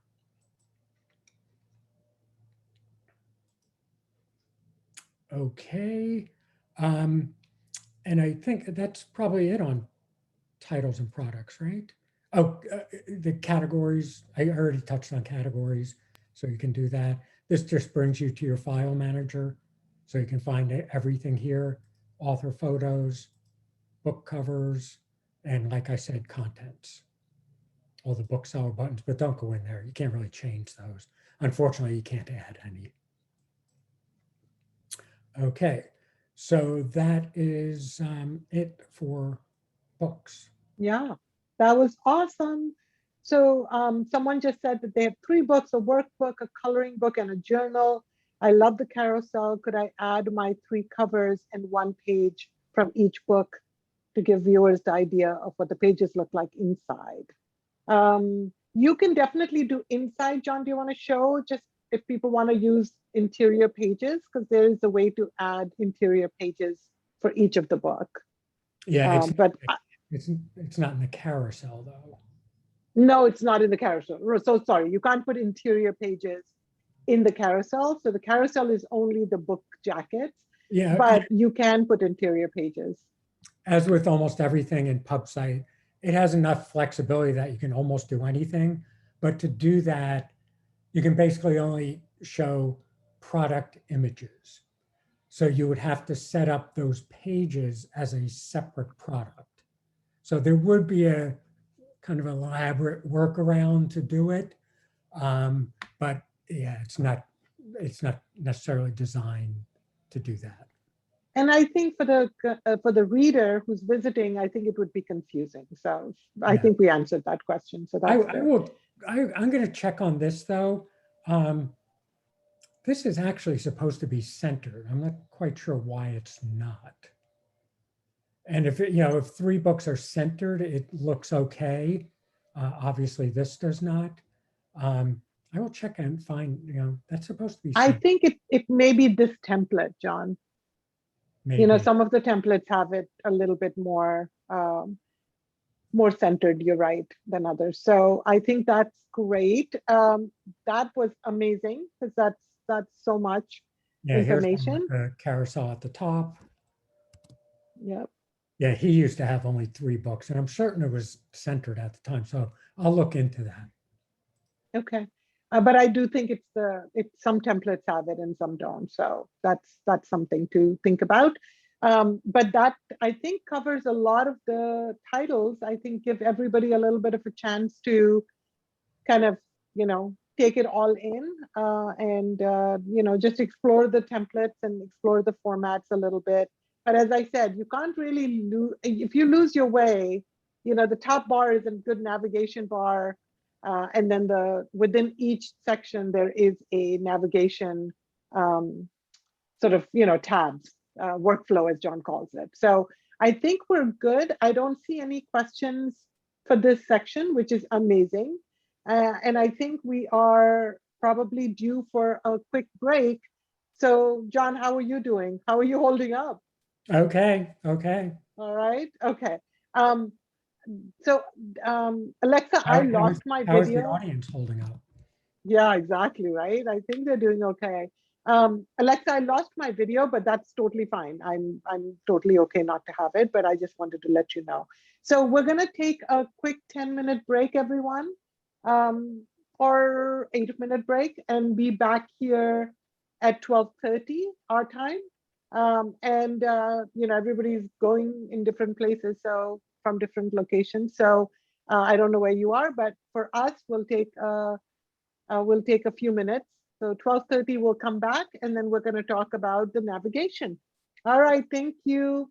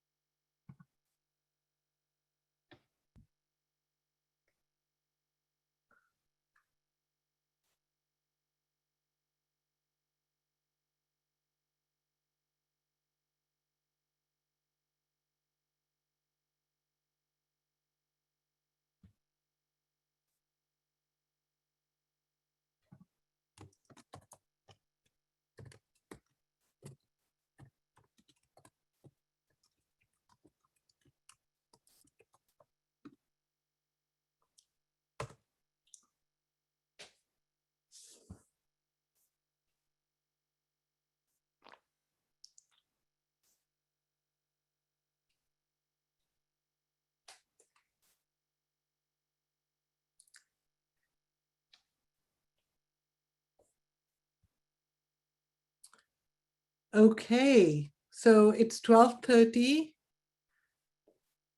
I don't know if John can hear me. John? Nope, he's busy doing his thing. There he is. Hello. Hi, we can Hi. see you. You didn't run away. I found my I way. know. This is a big job. You're doing great. Thank you. I hope everybody is getting their questions answered. I'm pretty much staying on top of that, so I think that should be good. And we have, yep, all good. So thank you, everyone. Thank you for sticking with us. And, we'd love to have your feedback in terms of what you think of PubSite and how easy John is making it sound. So please let us know how you're doing for sure. So the next section that we're going to go through, and again, let's take a minute now if you've been entering the information and just go to view site. Because if you've entered some of the information already, you have a skeleton of a website already, which I don't know about you, was very exciting when I started using PubSite, because just by adding, a little bit of information, I already had a website that I liked, which is kind of cool, because that's not how it is with other, with WordPress for sure. So I hope you can take a look at what you've done so far. And our next step is going to be talking about navigation and the menu and the sidebar. So a couple of things that I want to add is that the main navigation menu in most platforms is just so difficult to do. You have to reprogram the header and recalibrate the design. In PubSite, changing your menu is really easy. And Sue, I know you're not seeing your blog yet because that's not by default, it's not added. John is actually going to go through how to add the blog to your menu bar. So just hang tight for a minute. So the pages and navigation is probably my favorite. Okay, I keep saying that. I know you guys are getting tired of me saying what all my favorite parts, but in the past, when I wanted to change my navigation and my header, it literally required reprogramming the page in WordPress, redesigning the header. In PubSite is so easy that I can change my menu daily if I want to, based on what's working and what's not working. So John's going to go over what your menu looks like. And then I just want to say, from a marketing standpoint, most website designs in PubSite have the sidebar. Some of those sites you can see don't have sidebars these days. I'm experimenting. I go back and forth. I don't have a sidebar right now on my website, but I might actually change it so I have it back in. It sounds like a crazy metaphor for you guys, I'm sure, but the sidebar is like a minivan, in my opinion. You may not like the way it looks, or you might think, wait, I don't want to drive a minivan, but man, it is just so practical, and it just gives you a lot of really good navigation. So I may go back to it. But it's great that you have the option. It's a more modern look without the sidebar, but the sidebar does pack a lot of content and really helps with the navigation. So you can try it out. I'm going to turn it over to John, who's actually going to go over navigation and how to create a new page, and also how to add a photo gallery, which is kind of a cool feature of PubSite already included. You can use it from your book tour photos or something like that, which is awesome. So that's what we're going to focus on this time, is pages and navigation. So over to you, John. Okay, so now just timing here, we're done in 25 minutes, right? Wow, how did that happen? So I'm going to have to push, we can't take another break. I'll just push through for 25 minutes. That sounds great. As much as I can. Perfect. So we'll do pages and navigation, and we'll do customize your website. Boy, that went by faster. We're willing to stay around afterwards for questions. So Yeah. we're not going to all of a sudden vanish for good at 1 o'clock. No pumpkin. Right. Alexa might kick us off, but we'll see. Okay. All right. Oh, no, you can stay as long as you guys are willing to stay. All right. Next tab, pages and navigation. This over here is your menu. Okay, these are pages in the site, but they are not in your menu. So you'll see here a home about the author, books, blog, contact. Home about the author, books, blog, contact. Okay, so this is where you set up your menu. You can move things around. So you wanted the blog right there instead. Just got to click Save Changes. And now the blog is over here. So you can change things. Okay, say you started blogging, you haven't updated it in 5 years. You don't want to have it on there anymore. You can just drag it over here. You haven't lost it. You haven't lost the page. It's just now not in your menu. So as you can see, it disappeared. Add it back in. Right there. You can also make it a submenu. Say you want it as a submenu under authors. You put it there under about the author, click, and now it's here. Okay, so you have a lot of flexibility there. And then the one thing we went over was appearances. Always make sure you click Save Changes. It saves very quickly, so it doesn't take long. Take appearances, and we'll put those right down here. Click Save Changes. Now go back, and appearances are in your menu. So those appearances we showed you are right there. Now, if it's, we've viewed this page before. If it's not in your menu, this will still take you to this page. It just is not in your menu. The page is there. Now we've put in some extra pages here, like book clubs. To get to these, to edit them, you can just click on, select one of them, highlight it, then click on modify content, and it'll take you to the page. These are just sample pages we set up just so you can use them. You can go in and just change the text. Okay, but if you're going to use one of these pages, only use the white ones, not the blue ones. The blue ones are pages that are programmed for specific functions. So you don't want to like take the appearances page and put something else in it. What you want to do is either use one of these pages over here and rename it. For example, anything you select, if you click page details, you can then change the name of it. So if this was, say you want to put your pets on, you can change the link to it, to pets. Click update page, save changes. Now it's pets. So you just bring it over here, click save changes, and now that's in your menu and you can go to it. Okay. So that's how you do that. Let's get rid of pets. I probably don't want that on there. But that's one example of you can put anything that you want on your website. Okay, now another thing here is you'll see this little thing here for categories. This is both categories, and there's one for authors when you have a lot of authors. But for categories, this is kind of a wild card page. Whatever categories you have set up for your books, right here, history, fiction, nonfiction that we set up, anything you've set up, now when you go to the menu, whoops.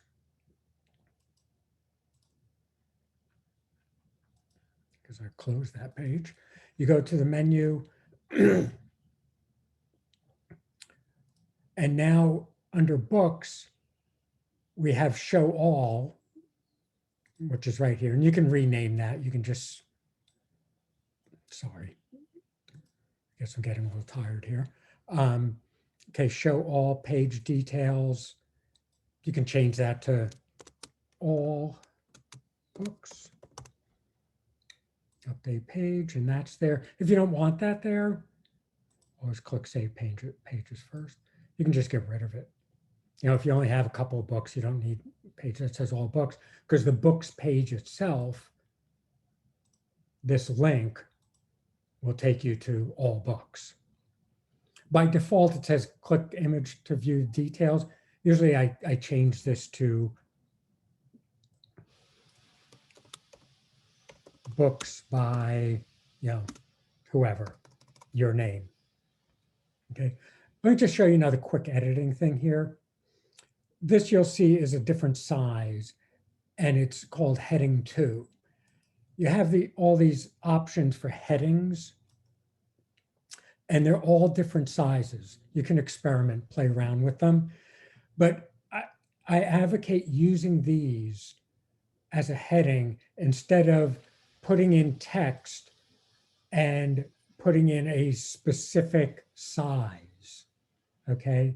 And the reason is these headings are, their style is defined in the style sheet. So they're all going to match and complement each other. So if at the top of every page or at a subsection, say you have subsections on every page and you want a little heading above a subsection, you use, like, for example, use heading 3 for all of them. Then you don't have to worry about the font, the size, nothing. They'll all match. So that's a very good way of putting in headings, no matter where it is, top of the page, middle of the page, wherever. Okay. So then again, getting back to categories, you will have them all there. Again, you don't have to use this, but if you do have categories, it's a nice thing to do. So this is how you set this up. If you want to add a new page, just click here. We'll do pets again, and it automatically goes to pets. Do the search engine optimization. I'm not going to put that in, but just add page. Right, we changed the other page to pets. We'll change this to dogs. Okay, add page, save changes. Whenever you add a new page, it's going to be down here at the bottom. The name of it is pets, but the link is dogs. So we'll change that to dogs also. So you can just change that to anything you want. And now you have the dogs page, save changes, and then dogs, modify content. And then just click on this. This is a good time to use headings. Put in a couple of spaces, then just place your cursor, format, and we'll make it heading 2.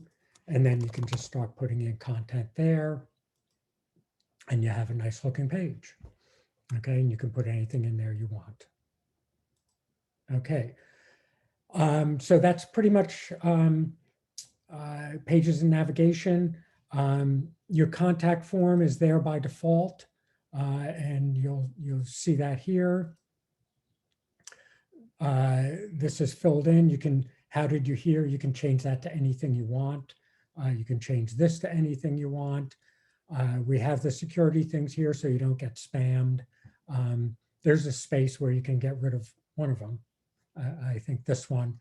So there's only one, but this is helpful to, it only takes a second to fill in and it prevents spam. Okay, there is a multi-purpose email.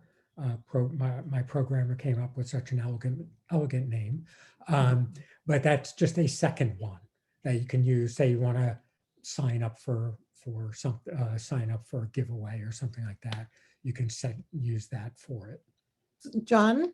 Yes. That was great. And I think, you've covered most of it and people can certainly experiment. There are 2 really important things that people have asked all along. One is definitely the MailerLite or MailChimp code to get their mailing list set up. So that's something that's really important. And then the domain name transfer is kind of an open big one for them. So, Okay. and then there was one question, it's probably not common for most people, but someone did ask that they have a custom font that they use for their website, and can they use a custom font? So those three questions I think are probably good ones to wrap up with. Oh, you still have to do a little bit of the design stuff, but while you're doing that, Well, I got to do the sidebar. yes, so much to cover. So just kind of remember that we do need to do the mailer lite. Several people have asked about that. Okay, I'll do that right now. Okay. Okay. Okay, so we were in pages and navigation, which shows you that sidebar, content, and menu, and that's this over here. Okay, and as you'll see, again, it matches. Featured author, follow buttons, featured product, which is your featured book, the one you put in the #1 position, mailing list, and share their site. And that's exactly what you have here. Featured author, book, follow me, and mailing list sign up right here. Okay, so the mailing list sign up, there are a number of different ones, MailerLite, MailChimp, Constant Contact, but they all operate pretty similar. What they're going to do is you sign up with, say, MailChimp, and you go in and create a list or an audience, I think they call it now, and then you can set up a form. You can use one of their default forms, or you can get a little fancy and construct one. They can, you have options on which fields, like, do you want the person's name or just their email address, so on and so forth. Okay, so once you do that, they, like YouTube, they give you the code, and you just come to the mailing list, which by default is going to be on this side, I believe. But you just go to the mailing list widget, click edit widget, and as you can see, this is the MailChimp sign up form, and you just paste it right in. Okay, and as soon as you do that, you click save changes, and as you saw here, the mailing list signups right here. You don't have to do anything else. There's no maintenance of this. When somebody subscribes, it goes directly into MailChimp or MailerLite or whatever you're using. So it's a great system. So we encourage everybody, even if you don't think you'll ever send out a newsletter or a message, start collecting email addresses, because someday you'll want to, and then you'll have at least some built up when you go to do it. So that's how you do that. There's also a way, as you've seen on all sites, there's pop-up forms on the home page. When you arrive in a site, it'll happen immediately or maybe 5 seconds later. A sign-up form will pop up right in the middle of the page. Those you put in here. And again, this is MailChimp. They will give you this code. It's a script. And you just come back here and paste it into custom scripts, which is under pages and navigation. You paste it in there, and then you will have the pop-up sign-up form on your home page. Okay, so that's pretty much it on sidebar. Again, you can drag these in and out. You can pull in Facebook feeds. I think maybe Fawzi, you have, oh no, you don't have the sidebar set up. But Facebook feeds and Twitter feeds work the same way. They give you the code, and you just come in here and paste it in, and you'll have, not just a link to Facebook, you'll actually have your little feed. So as soon as you post something on Facebook, it'll appear right on your website also. Your blog categories, as I said previously, or your latest blogs, you can put those in the sidebar, click Save Changes, refresh, and now your recent posts are over here.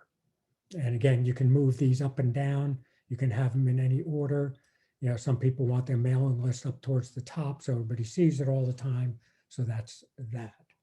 Okay, so what were the other things we needed to cover, Fawzia? Fawzia? Sorry, yep, I'm here. Sorry, I was lost in menus. Okay, so we did cover that piece. So one question that has been there is how to use a custom font on the website. So if you can cover that. Okay, I'll do the design thing in general. Yeah, that would be great. Okay. And then domain. Okay, so here we are. This is the current one. Let's click on Customize. Okay, and now this comes up. First thing, whenever you leave this, don't leave it by clicking here, okay? leave it either by canceling out and not saving it, any changes, or save, okay? That just, you get a message that confuse people sometimes. Okay, so here it is. We have this thing called the magic slider. You can change the entire color scheme of the site, but it keeps everything, it changes everything at once. So the color scheme will all still match. So say, for example, we wanted this to be more red, purplish. We can do this. And as you see, everything changes, okay? If you bring it all the ways over here, everything changes again, everything in the site. So the color scheme will still sort of be, as my programmer explained it, it turns the color wheel. So everything still kind of matches and lines up. This has an unusual selection of colors, but as you can see, you can do that. But then also you can change every one individually, and it tells you what it is. This is the button color. Here's the buttons, okay? And when you hover over the button, that's the button hover one. The secondary accent colors you can see is this line up here. So you can go through and do each one, excuse me, losing my voice. You can do each one individually. So you can have any color scheme you want, right? So I'm just gonna cancel out of that and let's go back in. Okay, back to the original. Okay, images. Actually, let me go to fonts here. Fonts. We have all of these fonts built in. Okay, so you can select all these. This is global, so that's the body font. Headings would be these. Main navigation is the menu. And then site header logo text is this. Okay, so you can go through and we offer these 18 fonts that you can change any of these to. Now, there is a way to use custom fonts, but the easiest way to do it is to use Google Fonts. So if you're lucky, the custom font you want to use is a Google font. But I can't really go into that now. So if you contact me through our PubSite website, the contact form, write into me and I'll send you some information on that. But it is possible to use any Google font. And what we've done in a couple of situations is we found a Google font that was almost identical. But then also, let me just point out, I'm going to select a different.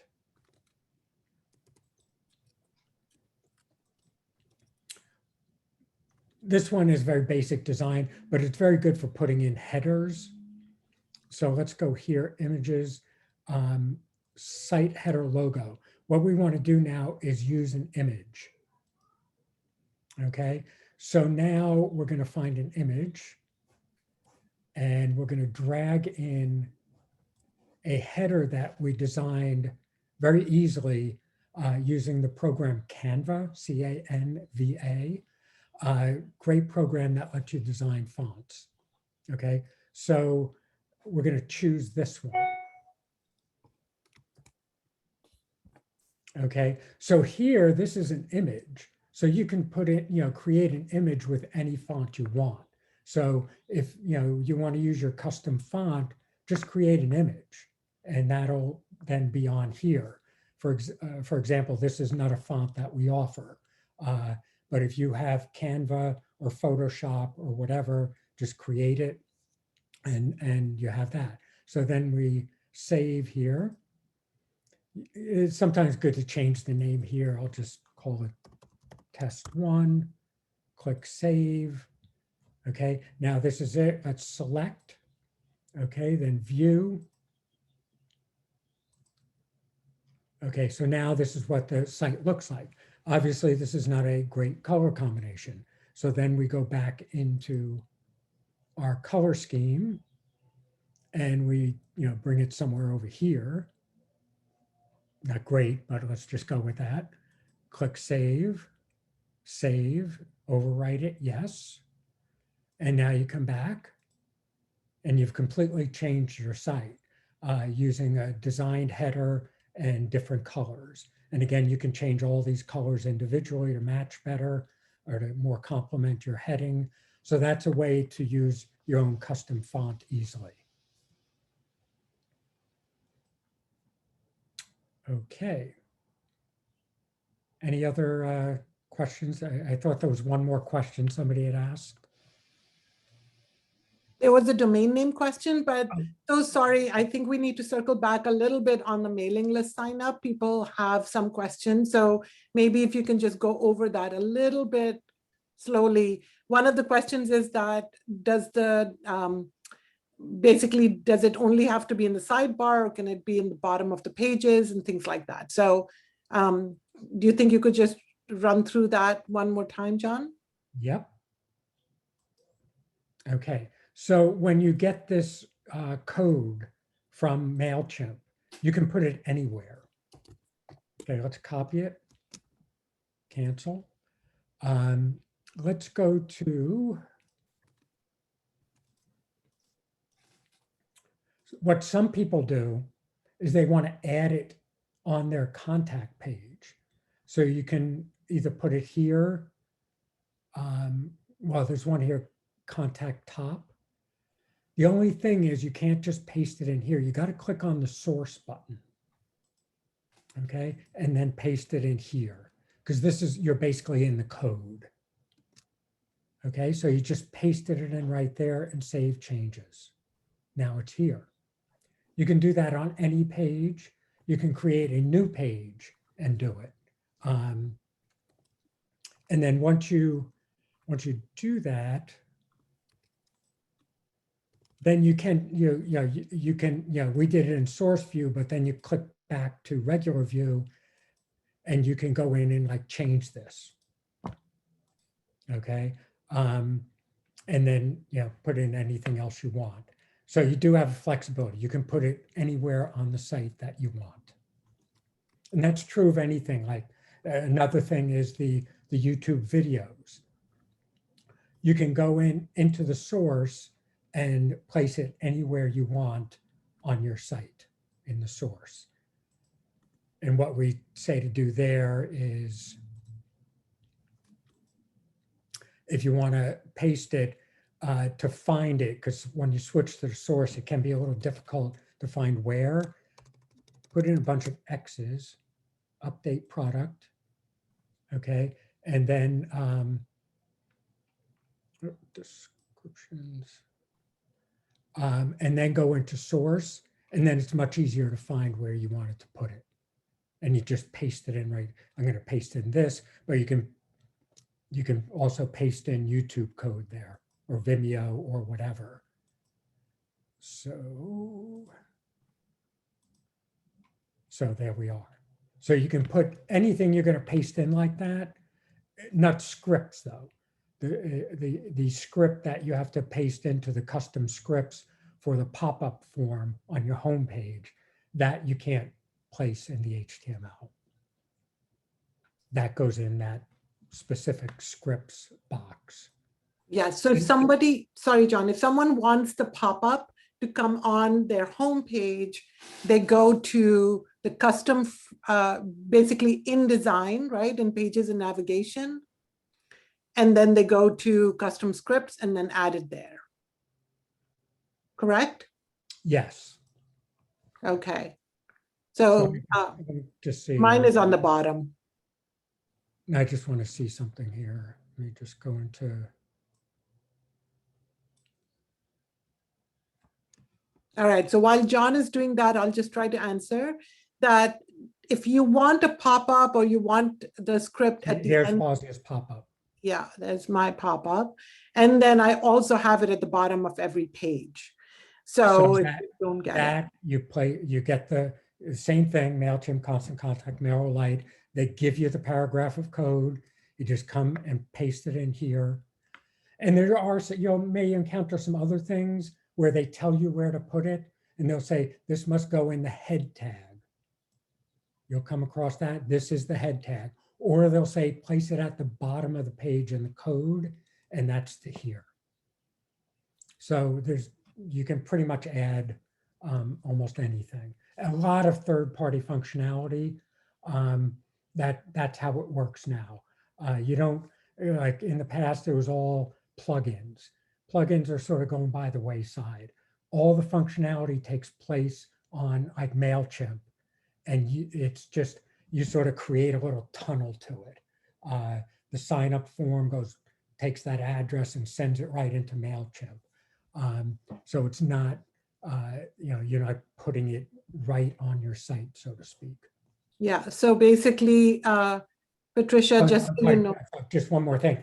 Yeah. If you want to make a change in your form, in the form itself, like add a name field for sign up to the mailing list, you go back to MailChimp and you do it there, and then copy the code again and come back and paste it in.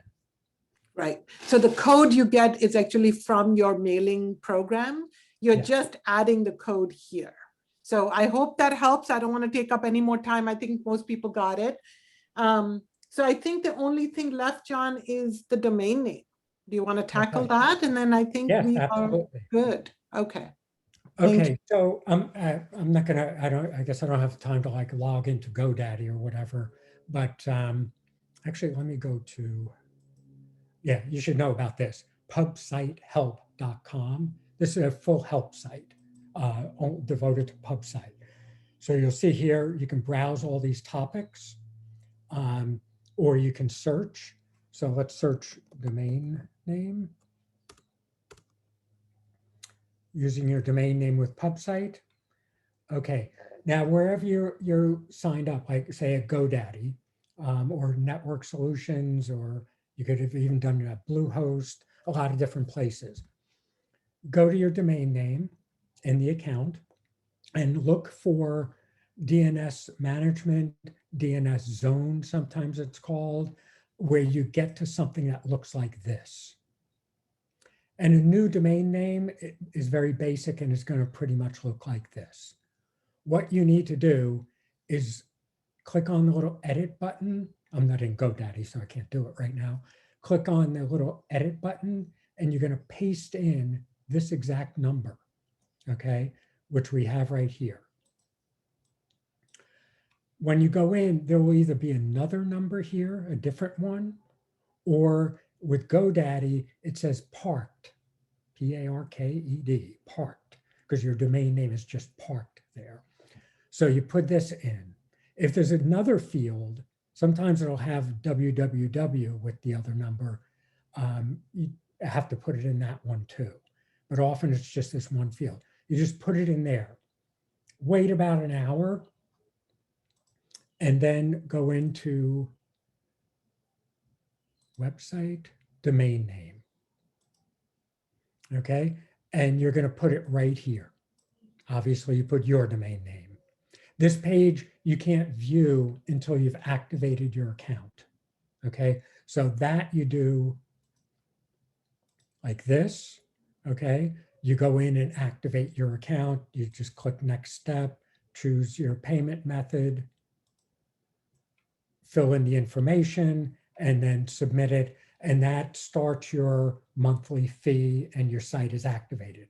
Once you do that, the activate account button will disappear and the domain name button will appear.